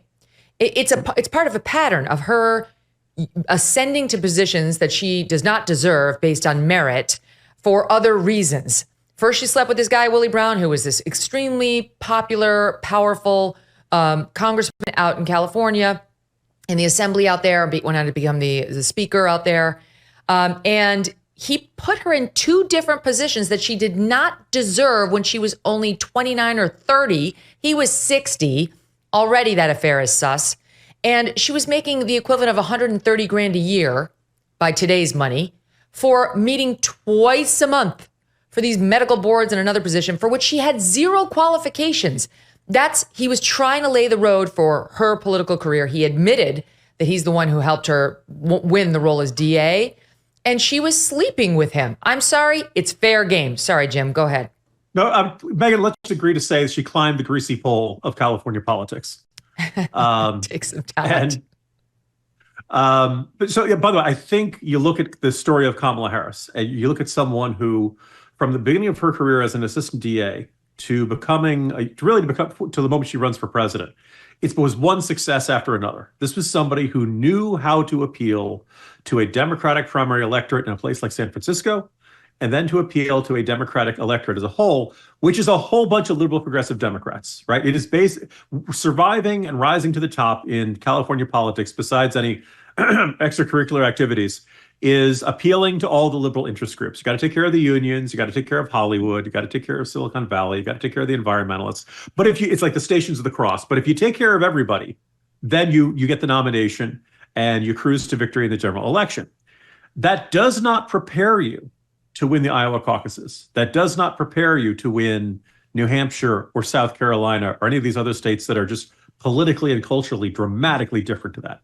And I kind of feel like, even in that first debate when she, calls Joe Biden racist, things are going well for her right up until the moment Tulsi Gabbard guts her like a fish by pointing out the contradictions in her prosecution record and points out, you laughed on a radio interview about smoking marijuana, but you prosecuted this many thousand people for marijuana possession back when you were a prosecutor. And it just goes through all the contradiction. And and I think Kamala Harris never came back from that. And I think everything from the nervous laugh to the perception that she always feels like she's giving a book report on a book she didn't read, the phrases she keeps going, the haiku, Hallmark card stuff. I think it's all nervousness. I think she stepped on minds in that 2020 campaign. It all came crashing down. And I'm going to quote Charlie back to Charlie, which I think is the ultimate compliment you can give somebody, where he points out that Joe Biden only became president because Barack Obama picked him off the scrap heap of politics in the summer of 2008. And let's face it, most of us saw him as assassination insurance. Right? The idea of, nobody's going to take a shot at Obama if Biden's going to be a heartbeat away. And then Kamala Harris, as you point out, crashed and burned in that 2020 presidential campaign. And then because Joe Biden had promised he was going to pick an African-American and promised he was going to pick a woman, there weren't that many options. And he picked her, which I think, we can all kind of agree, did not work. And the fact that he chose to run for a second term was an ipso facto declaration that he didn't think she could beat Donald Trump one-on-one in the general election. And yet, here we are. There's a very interesting Axios piece out that says Biden doubted Harris's election chances, that he hesitated to drop his reelection campaign in part because he and his senior advisors worried about her. They did not think she was up to the task of taking on Trump, according to 3 Biden aides familiar with recent talks. According to the 2020 campaign, his aides recall watching Harris interrogate her then chief of staff, Karine Jean-Pierre, to the point that it made others uncomfortable. I'll defend Kamala Harris on that. That's eeasy to do. I mean, you ask her anything, anything. Everybody you watch grows any White House uncomfortable. briefing, and that looks like more of the same. That's she thinks the Nobel Prize is the Nobel Prize. She said it repeatedly. The Nobel. It's the Nobel Prize. So that would grow uncomfortable quickly. They said she wasn't a team player. She stayed away from any task with risk. And then there's this nugget. In April 2022, Harris was the guest for a dinner at DC news mogul David Bradley's home, a salon-style event Bradley hosts with Washington journalists and newsmakers. Harris's anxiety about the dinner was such that her staff held a mock dinner beforehand. A mock dinner beforehand, with staffers playing participants, according to 2 people familiar with the event. Harris aides even considered including wine in the mock prep so Harris could practice with a glass or 2. They ultimately decided against it. I'm horrified by this story. They did hold the mock dinner. They just didn't have wine. Jim, this is exactly what you're talking about, that she's awkward, she's uncomfortable, she's socially not adept. And we can see all of that. Yeah. And so the first time I ever saw Kamala Harris was in 2012 at the Democratic National Convention in Charlotte. She was one of the early speakers on one of the early nights. She was not the star. It was kind of but she was the California Attorney General then. And she was, kind of seen as a rising star. And I remember, and it was only like 5 to 10 minutes worth of remarks. But I remember watching and saying, oh, dang it, here comes the next great Democrat.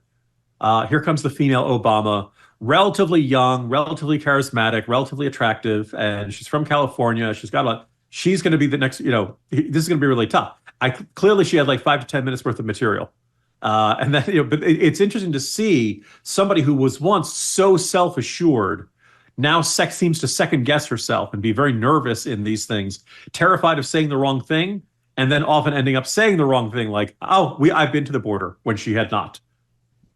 Yeah, and I've never been to Europe. I do want to talk about Charlie's reasons for disliking her, because not only was there the thing about moving us all off of private insurance, just with her magic wand, she wants to take away your health insurance and make you go on the government dole. But she also wants to take away guns. She's made that very clear. She was a co-sponsor of the Green New Deal. She believed Jussie Smollett. She called Jacob Blake, who pulled a knife on cops, a hero, something along those lines, and more. Hey everyone, I'm Megyn Kelly. Welcome to the Megyn Kelly Show and this weekend Best of Special. We had a busy week on the show, beginning on Labor Day on Monday with a special edition of the program and my interview with 4 brave veterans who served our country. They spoke out together for the first time about the man who was the leader of their National Guard unit in Minnesota, Tim Walz, who decided to retire conveniently right before the unit was deployed to Iraq. I also spoke with our pal Glenn Greenwald about what we're seeing from the Democratic Party when it comes to censorship of those whose opinions they don't much like former President Donald Trump, of course, but also those on the Dems side, like Jill Stein and Tulsi Gabbard. She's now a registered independent, but they didn't like her when she was an outspoken Democrat either. Matt Walsh of the Daily Wire was with me as well this week for the first interview about his new movie out next week called Am I Racist? You will see exclusive clips and enjoy this interview immensely. The film is hilarious. It's going to make major waves when it hits theaters this week. Get ahead of the curve by watching this interview. And I spoke with the host of the Real Clear Politics podcast and SiriusXM show about the Kamala Harris campaign still whining about the debate rules for Tuesday's debate and more. These are the polling gurus. They know tons about elections, and you will find them fascinating here, as always. Enjoy, and we'll speak to you on Monday. Zuckerberg mentioned the pressure he was receiving over at Facebook from the government to suppress the Hunter Biden laptop, saying it's one of the things he regrets doing. You still have some publications holding on to the fact, to the lie, that this could be Russian disinformation. Those 51 intelligence analysts are still holding on to, well, you never know. It's been verified. They can't admit their mistakes, but it's somewhat promising that you've got somebody like Zuckerberg saying, I see now. I see what they did, and I see that I took the knee too fast. And you've got Elon standing up, like these social media companies maybe are finding their spines. Kamala Harris has a long history of wanting to censor the internet, people on the internet who she finds objectionable, even people who happen to be president of the United States. Here she was back in October of 19 when Donald Trump was in the White House, and she was mad about his so-called perfect phone call that led to his first impeachment. Listen to her. I know you wrote to Twitter and the CEO, Jack Dorsey, and asked him to take away the president's Twitter handle, his account. How is that not a violation of free speech? How would that not just be a slippery slope where they have to ban, half of the people on Twitter? I've heard that argument, but here's the thing, Jake.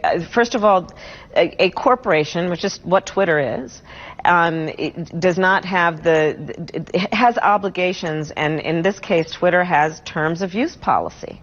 And their terms of use dictate who receives the privilege of speaking on that platform and who does not. And Donald Trump has clearly violated the terms of use, and there should be a consequence for that. I mean, think about that. Trying to get the president of the United States banned from expressing his views on one of the biggest public platforms we have because she thinks, this is an outside person at that point, that he's violated the terms of use. Well, Megyn, when she ran for president, and it was about 6 seconds because her campaign was such a failure in 2019 for the Democratic nomination, she made as one of her central planks a demand that Donald Trump be banned from the internet. I remember very well, she was on a stage with people like Bernie Sanders and Elizabeth Warren, and she said, Senator Warren, I challenge you to support my argument that Donald Trump should be banned from the internet. And even Elizabeth Warren was like, I don't know. That seems kind of radical to ban the elected president of the United States. And remember, they did ban him. Twitter, Facebook, Google all got together after January 6th, and they forcibly banned the sitting president of the United States to the point that even the Western European countries who hated Trump said, this is alarming. This is scary. This should not be happening. Much of the world reacted that way. And I think it's sort of the thing where we're all inculcated from birth to believe that the United States is the home of freedom, that one of the things that distinguishes us is free speech. But if you start gradually eroding that one incident after the next, you can get very, very far to a sort of authoritarian or tyrannical situation without really realizing that you're there. When you have people talking about banning, obviously they wanted to put their political opponent in prison. They wanted to ban him from the ballot. But the first step was, let's ban him from the internet. Remember, these are the people saying, if you don't vote for us, democracy will die. And yet every single thing that is the hallmark of tyranny in other countries with their political opponents is everything they've been trying to do. And in 2019, Kamala Harris led the way on that. That was how she tried to distinguish her political campaign and gain support among Democrats. Absolutely right. And here's that moment that you just referenced from that debate back in 2019. Watch.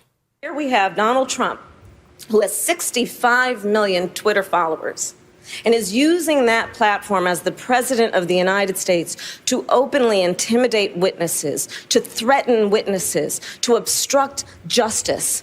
And he and his account should be taken down. We saw in El Paso that shooter in his manifesto was informed by how Donald Trump uses that platform. And this is a matter of corporate responsibility. Twitter should be held accountable and shut down that site. It is a matter of safety and corporate accountability. Thank you. So, look, I don't just want to push Donald Trump off Twitter. I want to push him out of the White House.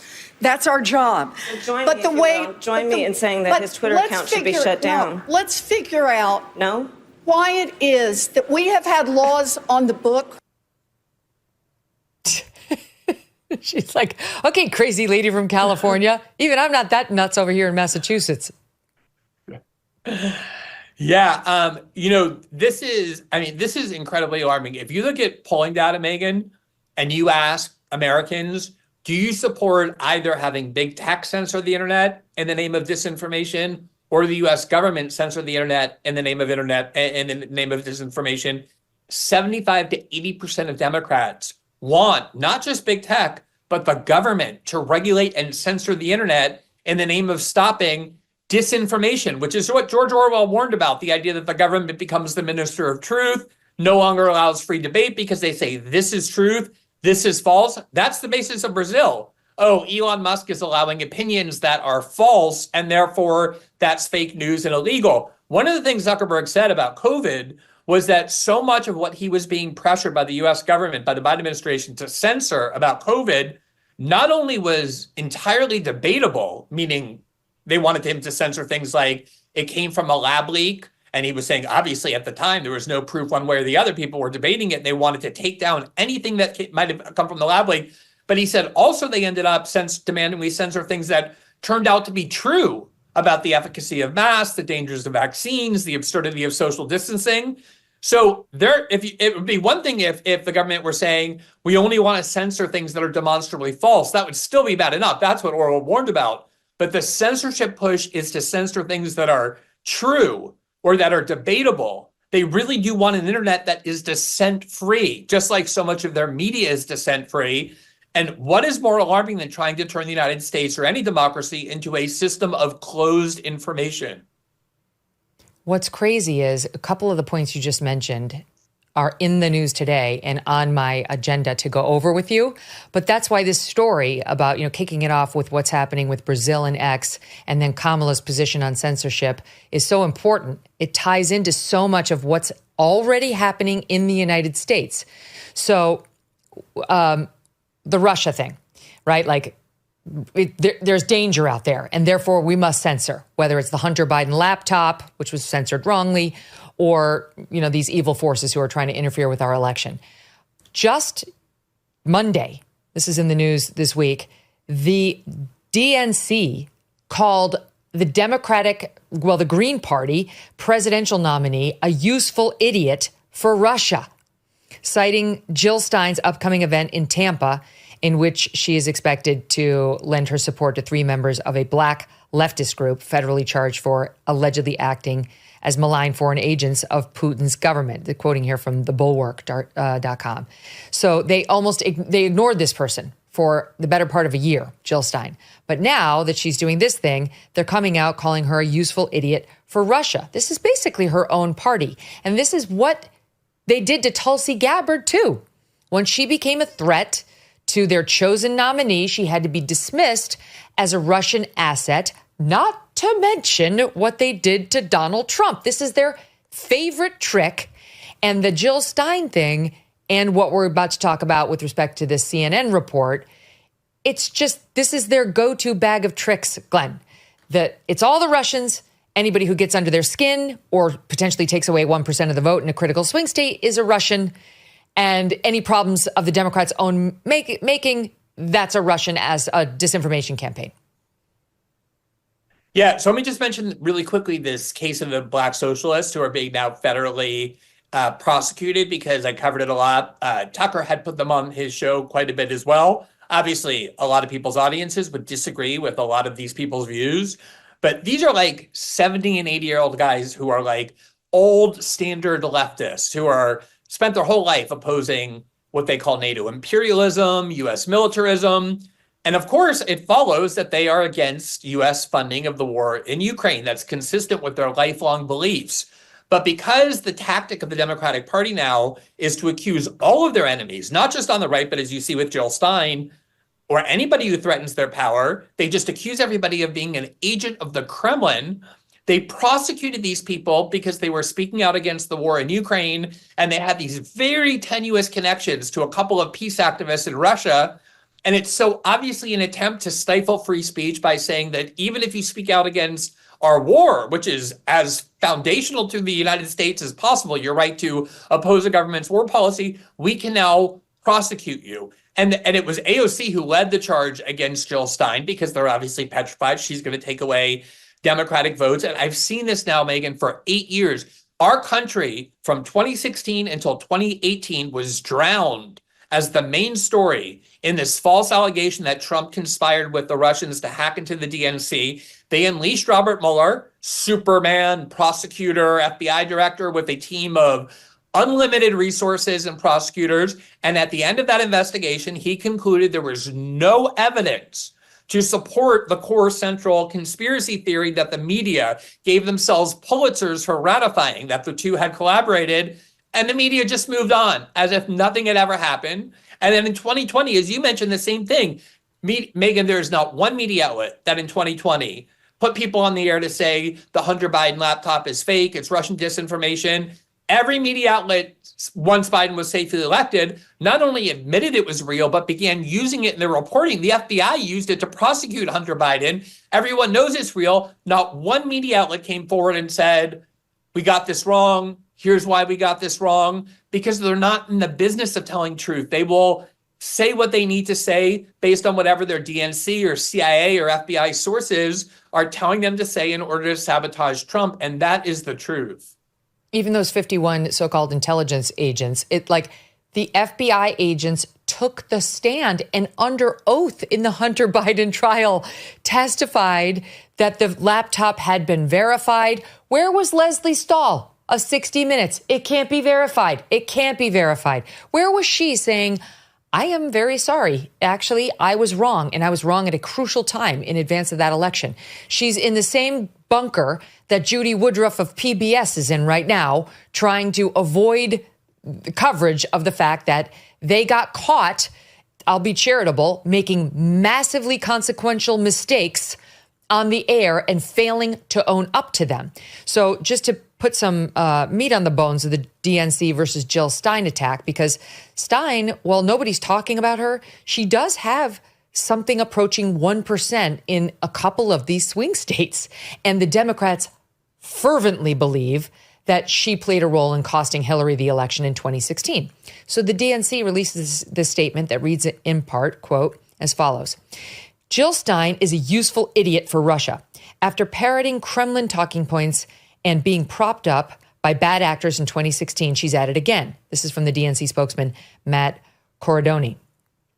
Quote, Jill Stein, in a statement to the Bulwark, Jill Stein won't become president, but her spoiler candidacy that both the GOP and Putin have previously shown interest in can help decide who wins. A vote for Stein is a vote for Trump. So this is them going, I mean, truly balls to the wall against this woman, the DNC, because they will kill any Democrat actor who deigns to get in the way of their chosen nominee's clear path. Ask Bernie Sanders, ask Dean Phillips, ask Tulsi Gabbard, ask RFKJ, and ask Jill Stein. This is the party of democracy, Glenn. I think one of the things that reflects about the Democratic Party is that they have this arrogant entitlement that they believe all of these voters are theirs. They also still blame Ralph Nader for George W. Bush's victory in 2000 over Al Gore. And the reason, and all these voters for Nader and Stein will tell you until they're blue in the face that even if Jill Stein or Ralph Nader weren't running, I still wouldn't vote for the Democratic Party. I know it's a newsflash, but there are a lot of people in the United States who really don't believe in our two-party system. Most democracies have a multi-party system, and Jill Stein is an outlet for a lot of people on the left who think that the Democratic Party is not worth voting for all sorts of reasons. And they think if they get rid of Jill Stein, those people will loyally march behind them. And also, I think the other important thing to realize here, Megyn, is that in 2016, the DNC cheated to make sure that Hillary beat Bernie. That came from Elizabeth Warren and Donna Brazile. This is hardly speculation or a conspiracy theory. Yeah, I mean, the WikiLeaks releases prove that the top 5 DNC officials, including W. Wasserman Schultz, had to resign right before the DNC because they got caught red-handed doing it. In 2020, Obama drove everybody out of the race, Pete Buttigieg, Amy Klobuchar, to make sure Joe Biden won. And then this year, not only did they say that they would not allow a primary or any debates, even though you had RFK Jr. and Marianne Williamson and Dean Phillips wanting to run against Joe Biden. Once they saw that Joe Biden was going to lose because of the polls after the debate, they said in a back room, let's just get rid of him and impose on the party and the country a candidate who never once campaigned to be president, who never got one single vote. The anti-democratic entitled mentality in the Democratic Party is impossible to overstate.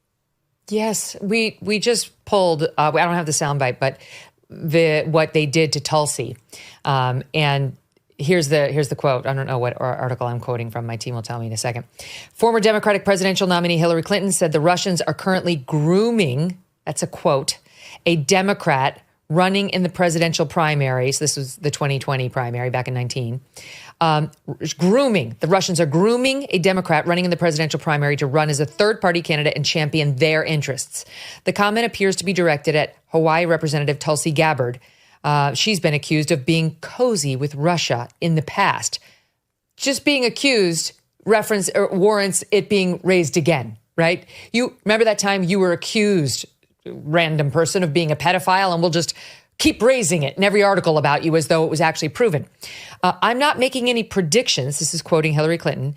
But I think they've got their eye on somebody who is currently in the Democratic primary and are grooming her to be the third party candidate, Clinton said, speaking on a podcast with former Obama advisor David Plouffe. She's the favorite of the Russians. This is how it's done. Now, first of all, let's just recall that prediction was completely false. Not only didn't Tulsi run as a third party, she endorsed Joe Biden in the 2020 election. Kind of a weird thing to do if you're a Russian asset. But beyond that, I know Tulsi reasonably well. Look at it from her perspective, Megyn. She has been in the military since 2002. She deployed in combat in Iraq. She continues to be in the Army Reserve, sacrificing to defend her country. And here she is being accused by the Clintons, who famously avoided any military service, including in Vietnam, for all sorts of strange reasons, who never once did anything to benefit anyone but themselves, questioning her patriotism and her loyalty simply because she was a critic of the Democratic Party. This is what they do now. When you start accusing somebody of being a secret agent of the Russian government, working on behalf of the Kremlin, of course, what you're saying is you're not just against us, you are a disloyal American. And just like I was telling you before about Brazil, where they think that any criticism of the government is tantamount to a criticism of Brazilian democracy itself and therefore a crime, the Democrats believe that any opposition to themselves, any questioning of them, even from somebody who 4 years before was the vice chair of the Democratic National Committee, Tulsi Gabbard, that the minute you criticize them or don't fall into line, it means not just that you're a bad person, but that you're actually disloyal and somebody who can be called with no evidence a foreign agent of an adversarial power. It is remarkable how quickly and pervasively this tactic has spread, not just among the party, but among all their media allies as well. Okay, there was another piece of information on Tulsi just recently. This is reading from the Daily Mail.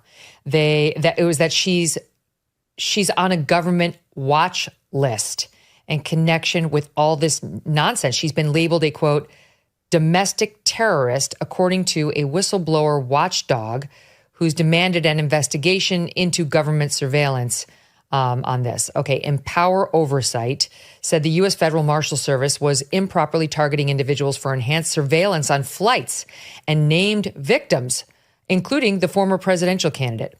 And so this is the allegation is that she has been placed under surveillance at airports and on planes per these whistleblowers who spoke to, this is Daily Mail UK, the Air Marshal National Council, saying her name appears on the Quiet Skies program. Under the program, federal air marshals follow U.S. citizens who pose an elevated risk to aviation security through airports and on flights. As a result, there are at least 5 agents stalking her on every flight she takes.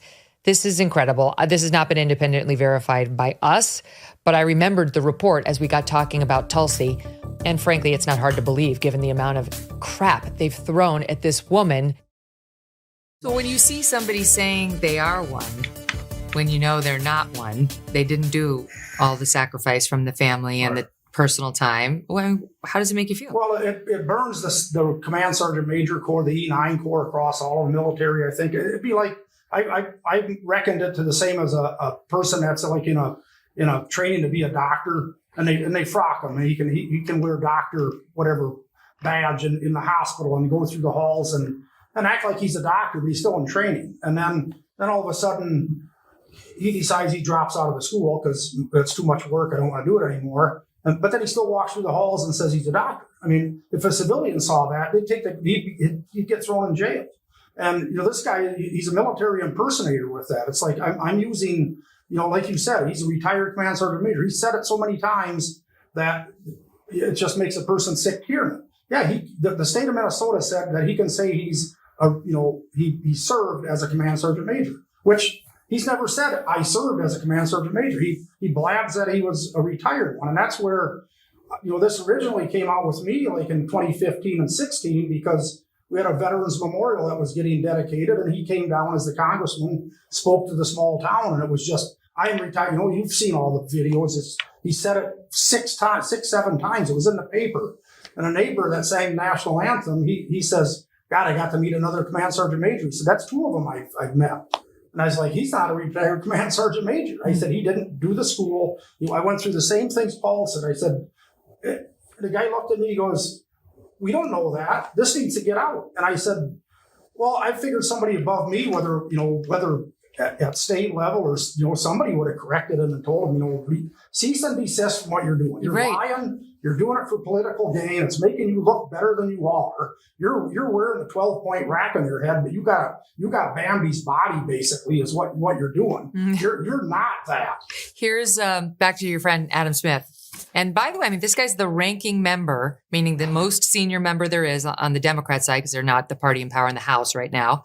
So he's the ranking member on the Armed Services Committee, speaking to this issue of Walz calling himself a retired command sergeant major. Here, watch it. He was promoted to be a command sergeant major. So at one point, he served in that rank. Now, the way it works, which is not something that people who aren't familiar with the military would be aware of, you have to do a little bit more to be able to retire at that rank. Okay? So it is not wrong to say that Tim Walz was a command sergeant major. He was. It is wrong to say that he retired at that rank. And that came out a couple of times, and they corrected it. Okay? And you can see where, okay, he's both retired and he was a command sergeant major, but he is not a retired command sergeant major.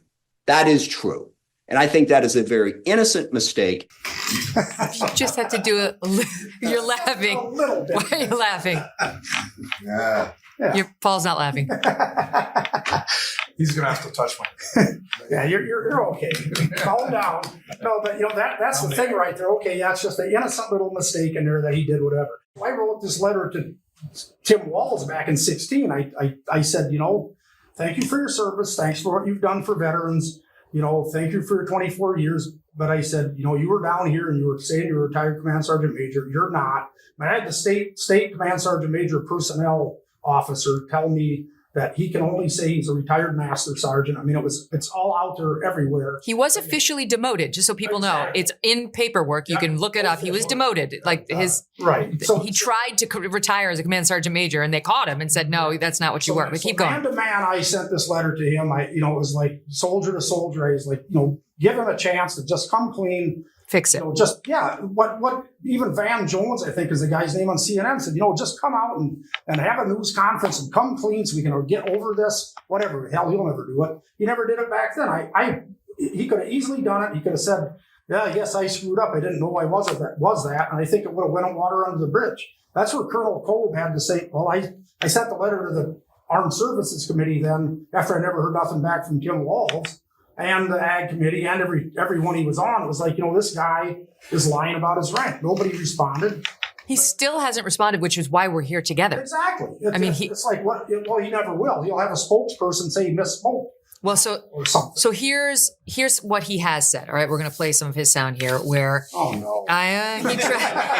didn't really address it, but after this all hit, he got out there and did a couple of announcements at various rallies, and we'll take a look at one of them. This is SOT 6 in his rally right after the vice presidential announcement. My dad served in the Army during the Korean War, and with his encouragement, at 17, I joined the Army National Guard.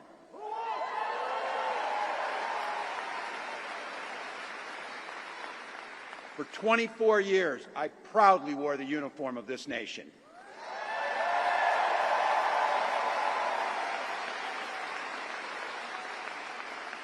The National Guard gave me purpose. It gave me the strength of a shared commitment to something greater than ourselves. And just as it did for my dad and millions of others, the GI Bill gave me a shot at a college education. That was before all the controversy hit. He knew you guys were out there, but that's how he tried to spin it in his first appearance. Like, hey, here I am, National Guardsman, in response to which you felt what? Grab his leg. What does grabbing the leg do? It calms him down.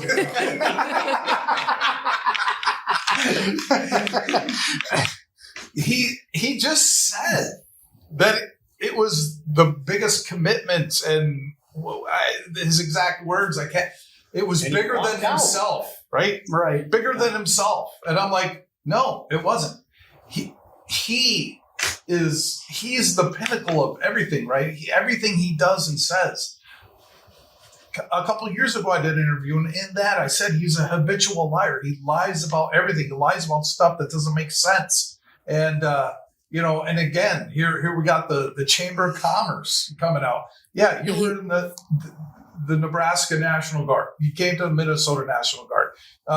Why? I don't know. Let's talk about. He says all these things. Like I was a football coach. You were assistant coach and you were fired because of a DUI that you lied about being deaf on. Okay. To try and get out of whatever you were trying to get out of there. I mean, it's just one habitual lie after another, and they keep piling up. And eventually there's not enough blankets to cover it up. You heard Adam Smith suggest, there's a couple of times, he mistakenly said he was a retired command sergeant major. We put together just our own list that we could find of him saying that he was a retired command sergeant major. It's not just a couple of times. Here's more than that. Insert one. I'm a retired command sergeant major. This is Congressman Tim Walz. He's a retired command sergeant major in the Army Artillery. As a 24-year veteran of the Army National Guard and a retired command sergeant major. I am a retired command sergeant major in the Minnesota National Guard. I have a unique privilege in Congress is that by being elected from this district and being a retired command sergeant major, I am the highest ranking enlisted soldier to ever serve in Congress. As a 24-year veteran of the National Guard and the Red Bull Division and a retired command sergeant major. Congressman Tim Walz, also a member of the Armed Services Committee and Veterans Affairs, Democrat of Minnesota, highest ranking enlisted soldier ever to serve in Congress. Enlisted in the Army National Guard at 17 and retired 24 years later as Command Sergeant Major and served with his battalion at Operating Enduring Freedom. Retired out as Command Sergeant Major. So when you first came to Washington, you were a retired Command Sergeant Major in the Army National Guard. Oh, yeah. He misspoke a lot. He misspoke a lot. A lot. And by the way, just so the record's clear, September 2005, Minnesota National Guard discovered that his paperwork had been filed, that was erroneous, saying he was retiring as a command sergeant major, and they updated it to show that he retired as an E8 master sergeant, September 2005. Correct. So every single thing we just showed you was after September 2005. Sure. He knew that he had been demoted, and he continued to say it over and over. And then there were some vets who went to his office in 2009 to say, stop saying that and stop saying what you heard somebody else say in there, which he has also said with his sign, that you are a veteran of Operation Enduring Freedom, which is saying if you were a vet of Operation Enduring Freedom, which we are. What are you saying? What did you do? I was in Bosnia. He doesn't have an expeditionary medal. Anybody that would have at least had an expeditionary medal. He has none. He was not awarded that. The general public thinks if you say Operation Enduring Freedom that you went to Afghanistan. Yeah, right. That's literally what the civilian. That's what I thought. Will say. I mean, if I say Operation Iraqi Freedom, right. You pretty much know what it is. Operation Enduring Freedom covers Afghanistan, and he threw that spin on his thing all the time too. He's accepted both. Right. Both have been said about him in introductions that he served in Iraqi Freedom and Enduring Freedom, and he hasn't corrected. He's allowed it to stand. Well, exactly, and that's the sad part about the lies that he spins is that he's out there. He allows things to get said that are lies. I mean, there was campaign publications sent to. I'm in the 1st District there, and I'd get him in the mail, and I'd look at it and I'd just be like, "You gotta be kidding me!" I mean, can the guy just have some loyalty and some integrity and do the right thing when nobody's looking? I mean, that's the thing that I've always. Integrity is being on a deserted island as a soldier and shaving your face with a seashell if you got one, so that if you get rescued, you look like a soldier. I mean, that's doing the right thing when nobody's watching. And he does the wrong thing when everybody's watching, trying to get away with it and putting a spin on it so he can get another vote and hopefully get in the next level of office. And that's what's just sad about this situation. And the whole point of us coming forward is it's everything together. It's not just that he misspoke about being a command sergeant major. It's not just that he lied directly to my face and other sergeant majors and officers' faces about his commitment to going to war with his unit, and also the confidence that brings to soldiers that are going to be in the trenches with you. It's not just It's everything. It's about him. Weapons in war. We're going to make sure that the weapons that I carried in war don't fall into the hands of civilians or whatever. And I'm like, you never were in war. Hope woke up like many of you did 5 weeks ago and said, Dad, you're the only person I know who's in elected office. You need to stop what's happening with this. I'll take my kick in the butt for the NRA. I spent 25 years in the Army and I hunt. And I gave the money back, and I'll tell you what I have been doing. I've been voting for common sense legislation that protects the Second Amendment, but we can do background checks. We can do CDC research. We can make sure we don't have reciprocal carry among states, and we can make sure that those weapons of war that I carried in war is the only place where those weapons are at. He says things to Gold Star families that lets them allude. Like when I came back, they told us to watch The Horse Whisperer and move on. And I go, yeah, because you were in Italy. Okay, no offense to anybody that was in Italy, but when you're sucking down a latte and people are getting shot at, there's a big difference. Mm-hmm. Okay, and everybody has a role to play. Don't get me wrong, everybody has a role to play, but the point is that take honest accountability for the role that you play. But most guys who did not actually serve in Afghanistan or Iraq would never say they served in Afghanistan or Iraq. No, I don't know anybody that's done it myself, just on the civilian side, let alone somebody running for an office at all, and absolutely not at national level. This is just unbelievable that somebody can have that lie spun and still be doing it.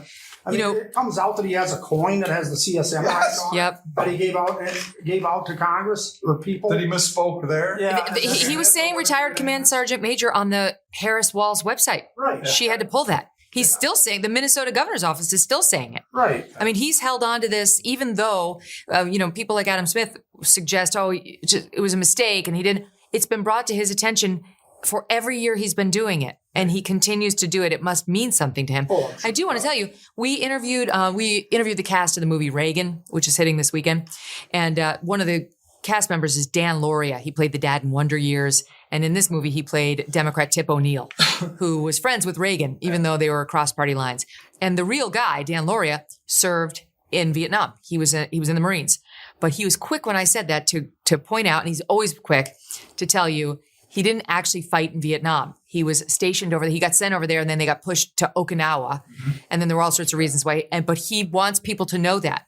Exactly. And that seems to me the default. Most guys are trying to make sure if you ever overstate what they actually did, they correct you. It's people don't understand. It's not just, we don't want to overstate our importance or the commitment that we made to the country or the things that we did for the country and ourselves and our families.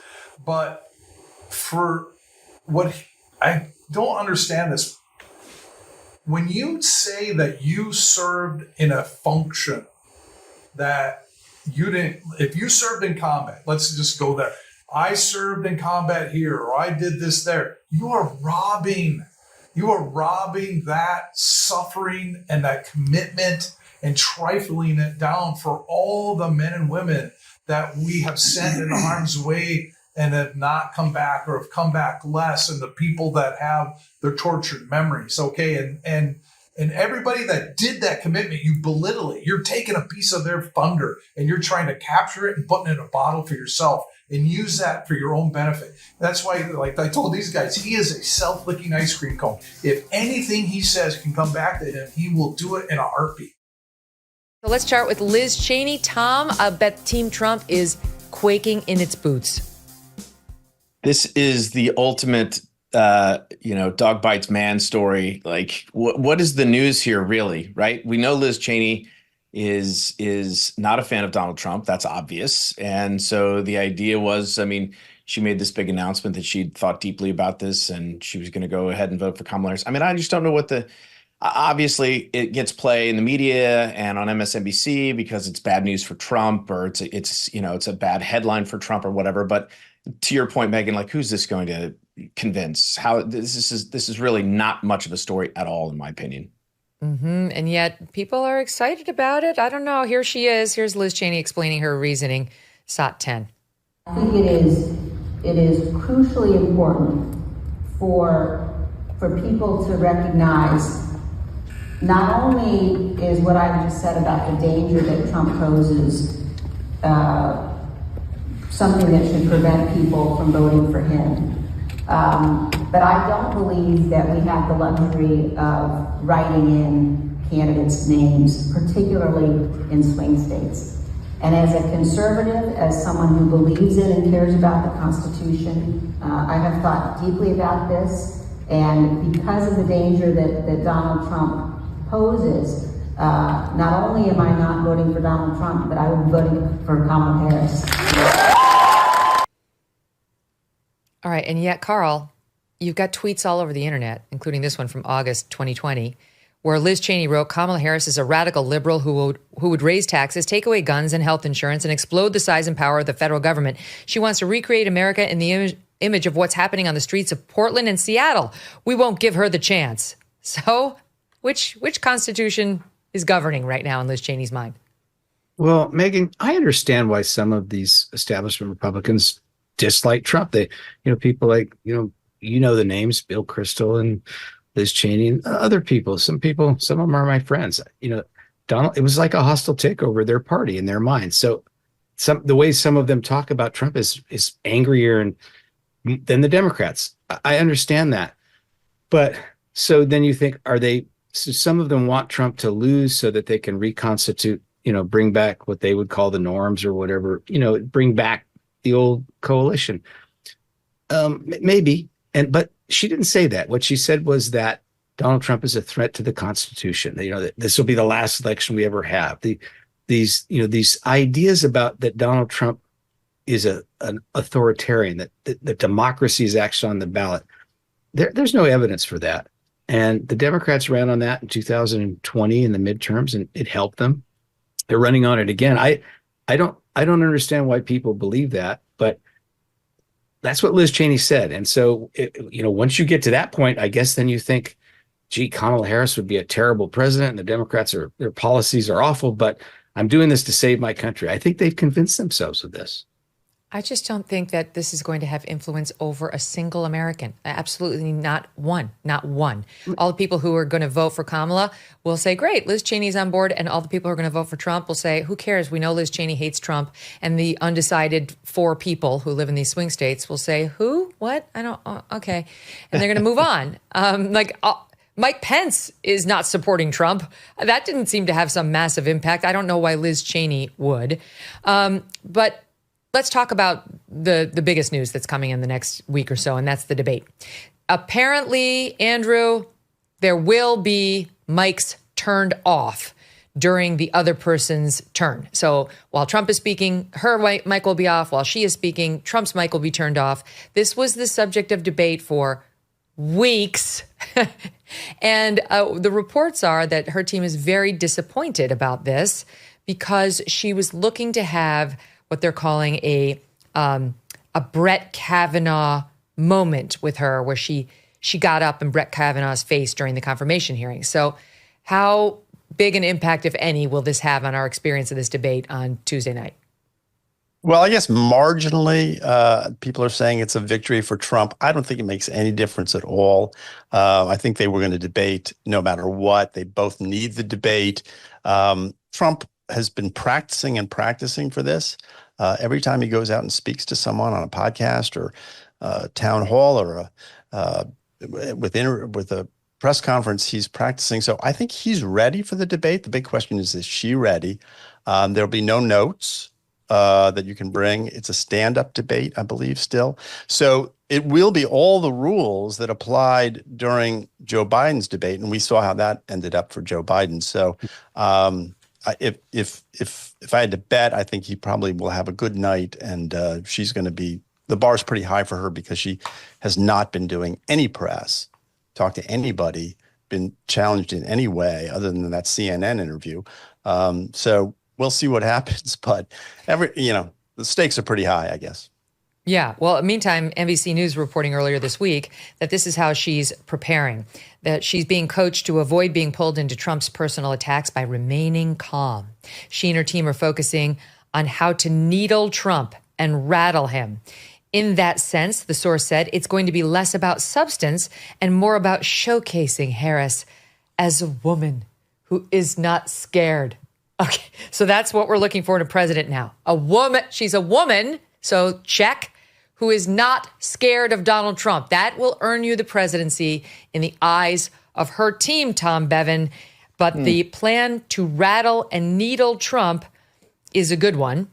And we'll see whether they're able to do it. That was what they did throughout the DNC, making fun of him not being a billionaire, his money, the criminal cases against him. And he held his fire. He did not start spouting off on Truth Social in the middle of the night, face to face across from her. Can he do it? Yeah, we'll find out. I mean, look, the reason she wanted these mics on is she wanted to pull that same shtick that she did with Mike Pence in 2020. You know, excuse me, I'm speaking, stop speaking over me, sort of, you know, that whole thing. Totally. And there was a report by, I think, CNN, who had a source, the ABC News, saying that the campaign, Kamala Harris's campaign, had gotten assurances from ABC that if there was some crosstalk, that the mics would be turned on and that the moderators would help inform the public about what was being said. So, you know, that was sort of a curious report. I'll be interested to see when this actually goes down, whether those mics are fully turned off the entire time or whether they, you know, they might be left on occasion or how they handle the crosstalk between these two candidates. But you're certainly right that, you know, she's going to try and get in his head and say some things and, you know, try and get him to overreact and then, you know, perhaps play the victim or whatever the situation is going to be. And Trump has to be aware of that and has to basically not fall for it. And we'll see whether he's able to do that or not. You never know. I suppose it'll depend on the mood he's in on the night of the debate. He's had far more experience with adversarial media than she is, which is to his advantage, Carl. Well, yeah. And you've reminded me of something. The first person who showed on a presidential debate the debate stage, that they could be simultaneously a woman and unafraid of Donald Trump was Megyn Kelly. You may doesn't qualify me for president. I think it does. And in terms of that microphone, I'll take you guys back a couple elections even earlier. Al Gore's debating George Bush, and Bush is talking, and Gore was sighing so loudly into the microphone. Those of us who were in the hall there couldn't hear Bush. And I was sitting next to Frank Bruni of the New York Times. I said, Frank, is the air conditioning broken? What's going on? And he turned to me and said, I think that's Gore. And on TV, it wasn't as bad, but the next day, Barbara Bush, and then Gore, stalked across the stage at Bush, and Bush kind of smirked at him like he was, bring it on, boy. And the next day, Barbara Bush was clutching her pearls on one of the morning shows, and she said, I thought he was going to hit George. And, so some of these histrionics get these subtle movements, and, when Bush's father looked at his watch during debate, they can matter. And so I think the mic's turned. I guess I'd kind of prefer him just to be on all the time. You guys remember that moment in the New York State Senate race or New York Senate race? Go ahead, Tom. No, Rick Lazio marched across the stage with a piece of paper and sort of waved it in Hillary Clinton's face. But that's what Gore did. Backfired on him. Gore did that 2 weeks after. You thought he would have been warned. Yeah. He just figured because he was up against a male opponent, he could get away with it. But certainly that male-female dynamic will play.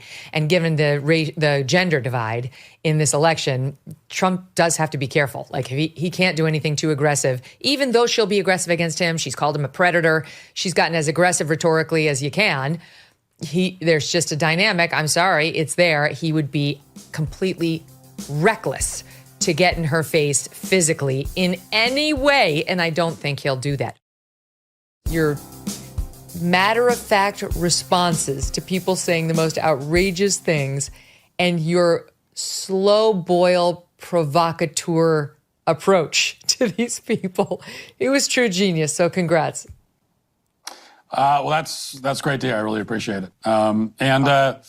Slow-boil provocateur is probably a good way of describing it, actually. That's a great description of the approach we take in a number of the scenes in the film.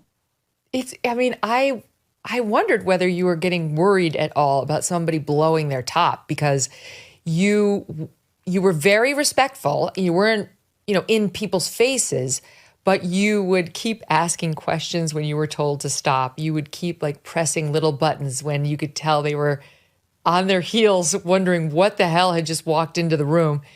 And you didn't stop once they were clearly uncomfortable. So when you were doing all of this, was there ever a moment where you were like, okay, now I might be in trouble? There wasn't a moment where I ever felt sort of that my safety was in jeopardy or anything like that. But I guess, a lot of people ask when on this film and also with What Is a Woman, that one of the main questions that I often will get is, how do I keep from laughing? How do I keep a straight face when I'm in these rooms?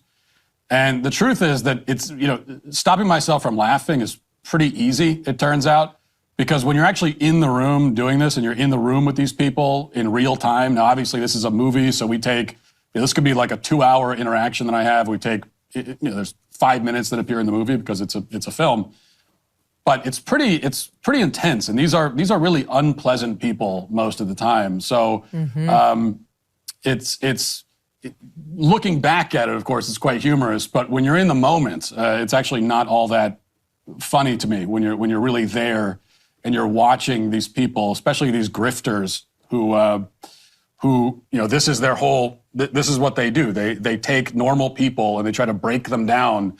And it's like this brainwashing session that you see in the movie that goes on over and over again.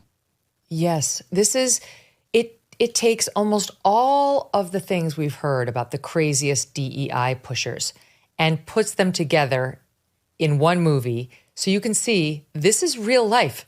These people exist. They've been doing this. They are doing this right now. They hate America, and they really don't much like white people, and they would like all of us to feel the same. So of all people to infiltrate their spaces, Matt Walsh gets in there, and he finds out soon into this film, Matt Walsh is not going to be able to do this as Matt Walsh. He's too well known at this point. People are onto him, and that brings me to one of the scenes that has been released and that's in the trailer. This is Matt after he had attended a white privilege grief workshop, and he gets up to leave the room for a moment, and he comes back and realizes they've figured it out. Here's a bit in SOT 32. I did everything I could to fit in. I opened up. I was raw and emotional. I told them about my black friends. It was no use. They rejected me, and they called the police. My mere presence in the room caused them pain. I'll never be accepted if I look like this. If they know that I'm Matt Walsh, I'll always be an outsider. I need to go deeper undercover, a whole new identity. If I want to be an ally, I need to look like one. Like someone who is progressive, tolerant, enlightened. Let me think. Have I ever met anyone like that? Ah, yes. Yes, I have. What is a woman?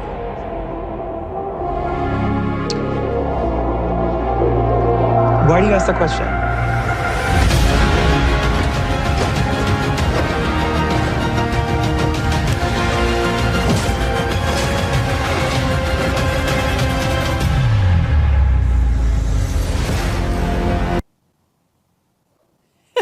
The listening audience. That's Matt getting dressed up just like you described the look you were going for there. Yeah, that's the thing. One thing I recognize about this film, and many people have pointed out just based on the trailer, is that it's not the most convincing disguise in the world. It's not like, this is not exactly a CIA level operation where I'm going in and facial prosthetics and, a fat suit or something. We talked about doing that maybe. We talked about when we first started making the film, what should I do to change my appearance? Of course, the idea of me shaving my beard was floated, which that's off the table immediately. Other kind of things you could do. And we didn't do any of that. It's just a wig and, and a bun. And a man bun, right? Skinnier jeans than I would normally wear. And, white shoes is like, that's the whole thing. And then the question is, well, how did that fool anybody, given that everything's still the same, you still sound like yourself?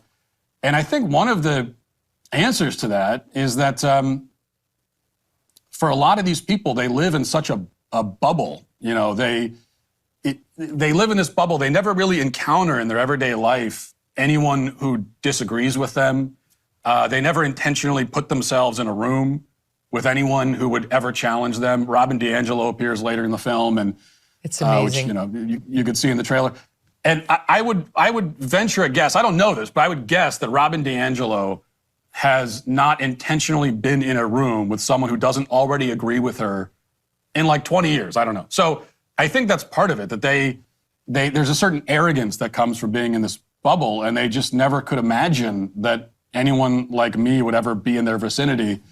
And so they kind of gave me the benefit of the doubt, and the disguise didn't need to be all that convincing because we're sort of using their arrogance and their kind of false sense of intellectual security against them, I guess.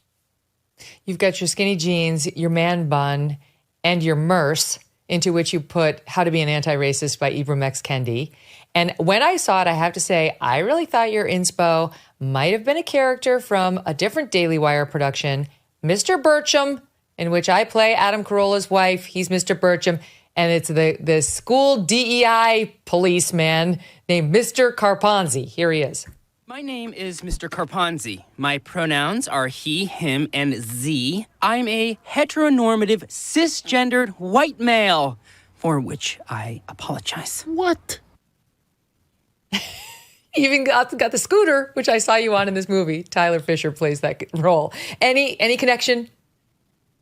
No, it's actually, I was amazed when I saw that also in the show, because that's just parallel thinking. I don't know. These two things are being developed at the same time, and I don't know. I guess it's just, if you want to play a crazy leftist, well, you got to have the man bun, you got to have the scooter. So I don't know. That's what comes to mind. It's pretty amazing. Yeah. Okay, so in the movie, and I won't give away all the spoilers because it's fun to watch it unfold and realize how you threaded the needle, but you go, quote, undercover, and you are on a mission to figure out this DEI world. And one of the greatest themes that we just kept laughing was you get your DEI certification at like a workshop, and then you're very proud of your card and use it in a way that is just so perfect, Matt, because you show it to everybody. You're so proud of your DEI certification card. Not everybody has one, as you can. Not everyone has it. You keep telling everybody. And the joke of it is so on the nose for those of us who have been following this nonsense, which is, of course, anyone can get one. And yet there are all these people who are purported experts in this field who will grift you to the nth degree because they have the little card or they have some diploma that's given them an official education in this nonsense, and they go out there and continue the grift. Exactly. It's not a real subject. That's the thing. DEI is not a real intellectual pursuit. It's all completely made up and phony. And so being an expert in that is just being an expert in nonsense. Anyone can do it. You'll see in the film that the process that I go through to get my certification is it's not a very grueling process. No, in fact, not rigorous. Not rigorous. It took about 30 minutes, I think, to get the card. And then once it's not like anyone can say, "Oh, but you just got that one on a fake website." That's not a real one. There is no real one. There's no such thing as being really certified in DEI. It's all completely made up, and you just. Really, all it's about is just showing ideological alignment with these race hustlers. And if you do that, then you have as much a claim to being an expert as anybody else in this field does. Yes. So I love it because not everyone has one. You're very proud. And you then go and introduce us to some of the characters that we've heard of on the news who are pushing this craziness. You mentioned DiAngelo, which everyone must see. If you watch this movie for no other reason, watch it to see the scene where Matt Walsh in his man bun sits down with Robin DiAngelo. I died. I honestly, there were so many great moments in there. Again, we'll keep them a secret. But one of my favorites was when the issue of what is mansplaining. What is mansplaining? And let's just say you're going to laugh just as hard as Doug and I did when you get to that scene. But you did meet a different person who I'd never heard of before named Kate Slater. So before I run this clip, tell us, who is Kate Slater? Well, she's one of these, she's an anti-racist educator. She is very proud of innovating something, I believe, if I remember correctly, it's called the anti-racist roadmap, I think. And so she's the first person we talked to in the film, and that's why you see in the movie I'm not in the whole costume when I talk to her, because we wanted to start the movie by just, well, she has a roadmap. We want to talk to someone who can kind of, I'm just starting out, introduce me to the basics of what this stuff is and tell me where to go next. And, you know, you'll see in that interaction, she sort of lays out a map for me and tells me, here's what you need to do, here's where you go next, here's what you should be doing. And we set out to put that into practice in the film. Yeah, you did it. But you clashed a bit, not really, but clashed. You highlighted an issue that actually someone I know actually had in their life. They're not woke, but they were getting shamed for this Halloween costume because it's a white family. So you raised this. Let's watch SOT 31 with Kate Slater. My daughter's 4 years old. I am an anti-racist educator, quote unquote. She's still watching Disney movies and she is choosing a white princess over princesses of color. Have you talked to her about that? All the time. My 3-year-old daughter is her favorite princess is Moana. Love it. It's a good sign. Yeah. But then I also thought, you know, there's a little bit of cultural appropriation here. She wants to be Moana for Halloween. Mm-hmm. So how do we navigate that? Do I go and buy the Pacific Islander native attire for my white 3-year-old? I wouldn't. I wouldn't. But I guess what we might call the Moana problem here is what, on one hand, there's cultural appropriation. On the other hand, there's gravitating towards white characters. Right. So it's almost like no matter which way you go, you end up back in racism. We think every space belongs to us because we live in a white supremacist society. Is America an inherently racist country? I think the word inherent is challenging there. If we say... Fundamentally, yes. America is racist to its bones. All of the... So inherently. Yeah. Oh my gosh. I mean, it's so perfect. Your child must love Moana over any other Disney princess. However, not to the point where she would ever actually want to dress like her or model her behavior, because then you've crossed into cultural appropriation. See rule book, section 40, footnote 10.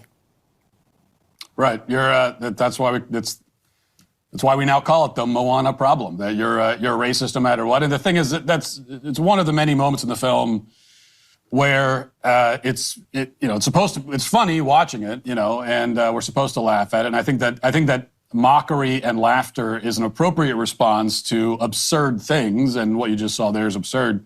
But then on the other side of it, but once you go a little bit beneath the surface on this thing, you see that it's actually it's awful too, along with being funny, because this is the damned if you do, damned if you don't situation that these people set up, where no matter what, you're racist. So they start by saying, you're white, you're racist. And then when they have you say, well, what do I do to not be racist anymore? And they tell you what to do. And after you do that, they say, well, good job for doing that, but by the way, you're still racist. And this is a message that they do send to kids. I think I said earlier in that interview, before this moment, I asked her, what's the right age to start talking to your kids about their racism?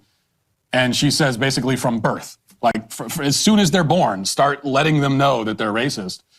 And again, we can laugh at that as sane people because we realize that it's completely ridiculous, but she's serious. And there are people out there that take that advice and start, you know, hammering this into their kid's head from birth. And it's just it's horrendous. It's abusive. I mean, that you can see she's happy about it. She's proud that she's disgusted by her child who likes white princesses. She's turned herself into a racist of a different kind. I mean, that's obviously she's got some, I don't know, internalized hatred. Her problem is her problem unless it winds up in my kids' schools, which it has. This is why the movie was so necessary. So was there one thing in particular, Matt, that made you choose this as your next subject after the huge success of What is a Woman?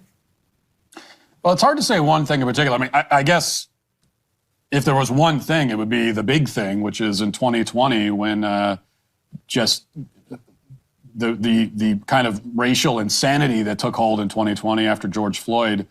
And a lot of the things that we saw after 2020, none of it was new, really. I mean, even the riots we'd seen before, but it was ramped up to the nth degree. And so that's probably the main thing that had me thinking about it. And beyond that, it's cultural. Like noticing that, I say earlier in the film, you hear in the preview, that I can think of myself growing up in the 90s, and it was not a racial utopia. I'm not claiming that. I realize that you had the OJ trial, you had the race riots in LA and that sort of thing, but that sort of stuff was happening. And we're never going to live in a utopia. We're human beings. We're tribalistic by nature. We're flawed. You're always going to have things like racism. That's always going to be a part of the human experience. But my own anecdotal experience growing up in a racially diverse area and going to public school and people of all different races, it was like you noticed when people were a different race, but you weren't focused on it intently all the time. And you weren't sitting around thinking about, oh, am I racist? Was that a racist interaction? That wasn't a part of what you were doing. And recently that's been the case. So it seems like we're very much going backwards. And we are. And that's because people like these grifters that we expose in the film, that's what they want. They very intentionally, they're taking people who otherwise wouldn't be that focused on race, and they're telling them that, no, you have to focus on this. You should be focused on this all the time. You think you're not racist because you don't hate people of other races, but actually you are. And in fact, if you say you're not racist and think that you're not racist, then that means that you're even more racist than anybody else. Mm-hmm. And they just get people up in their own heads. And it's like this cycle of confusion and resentment that everybody gets caught up into. And it's just evil.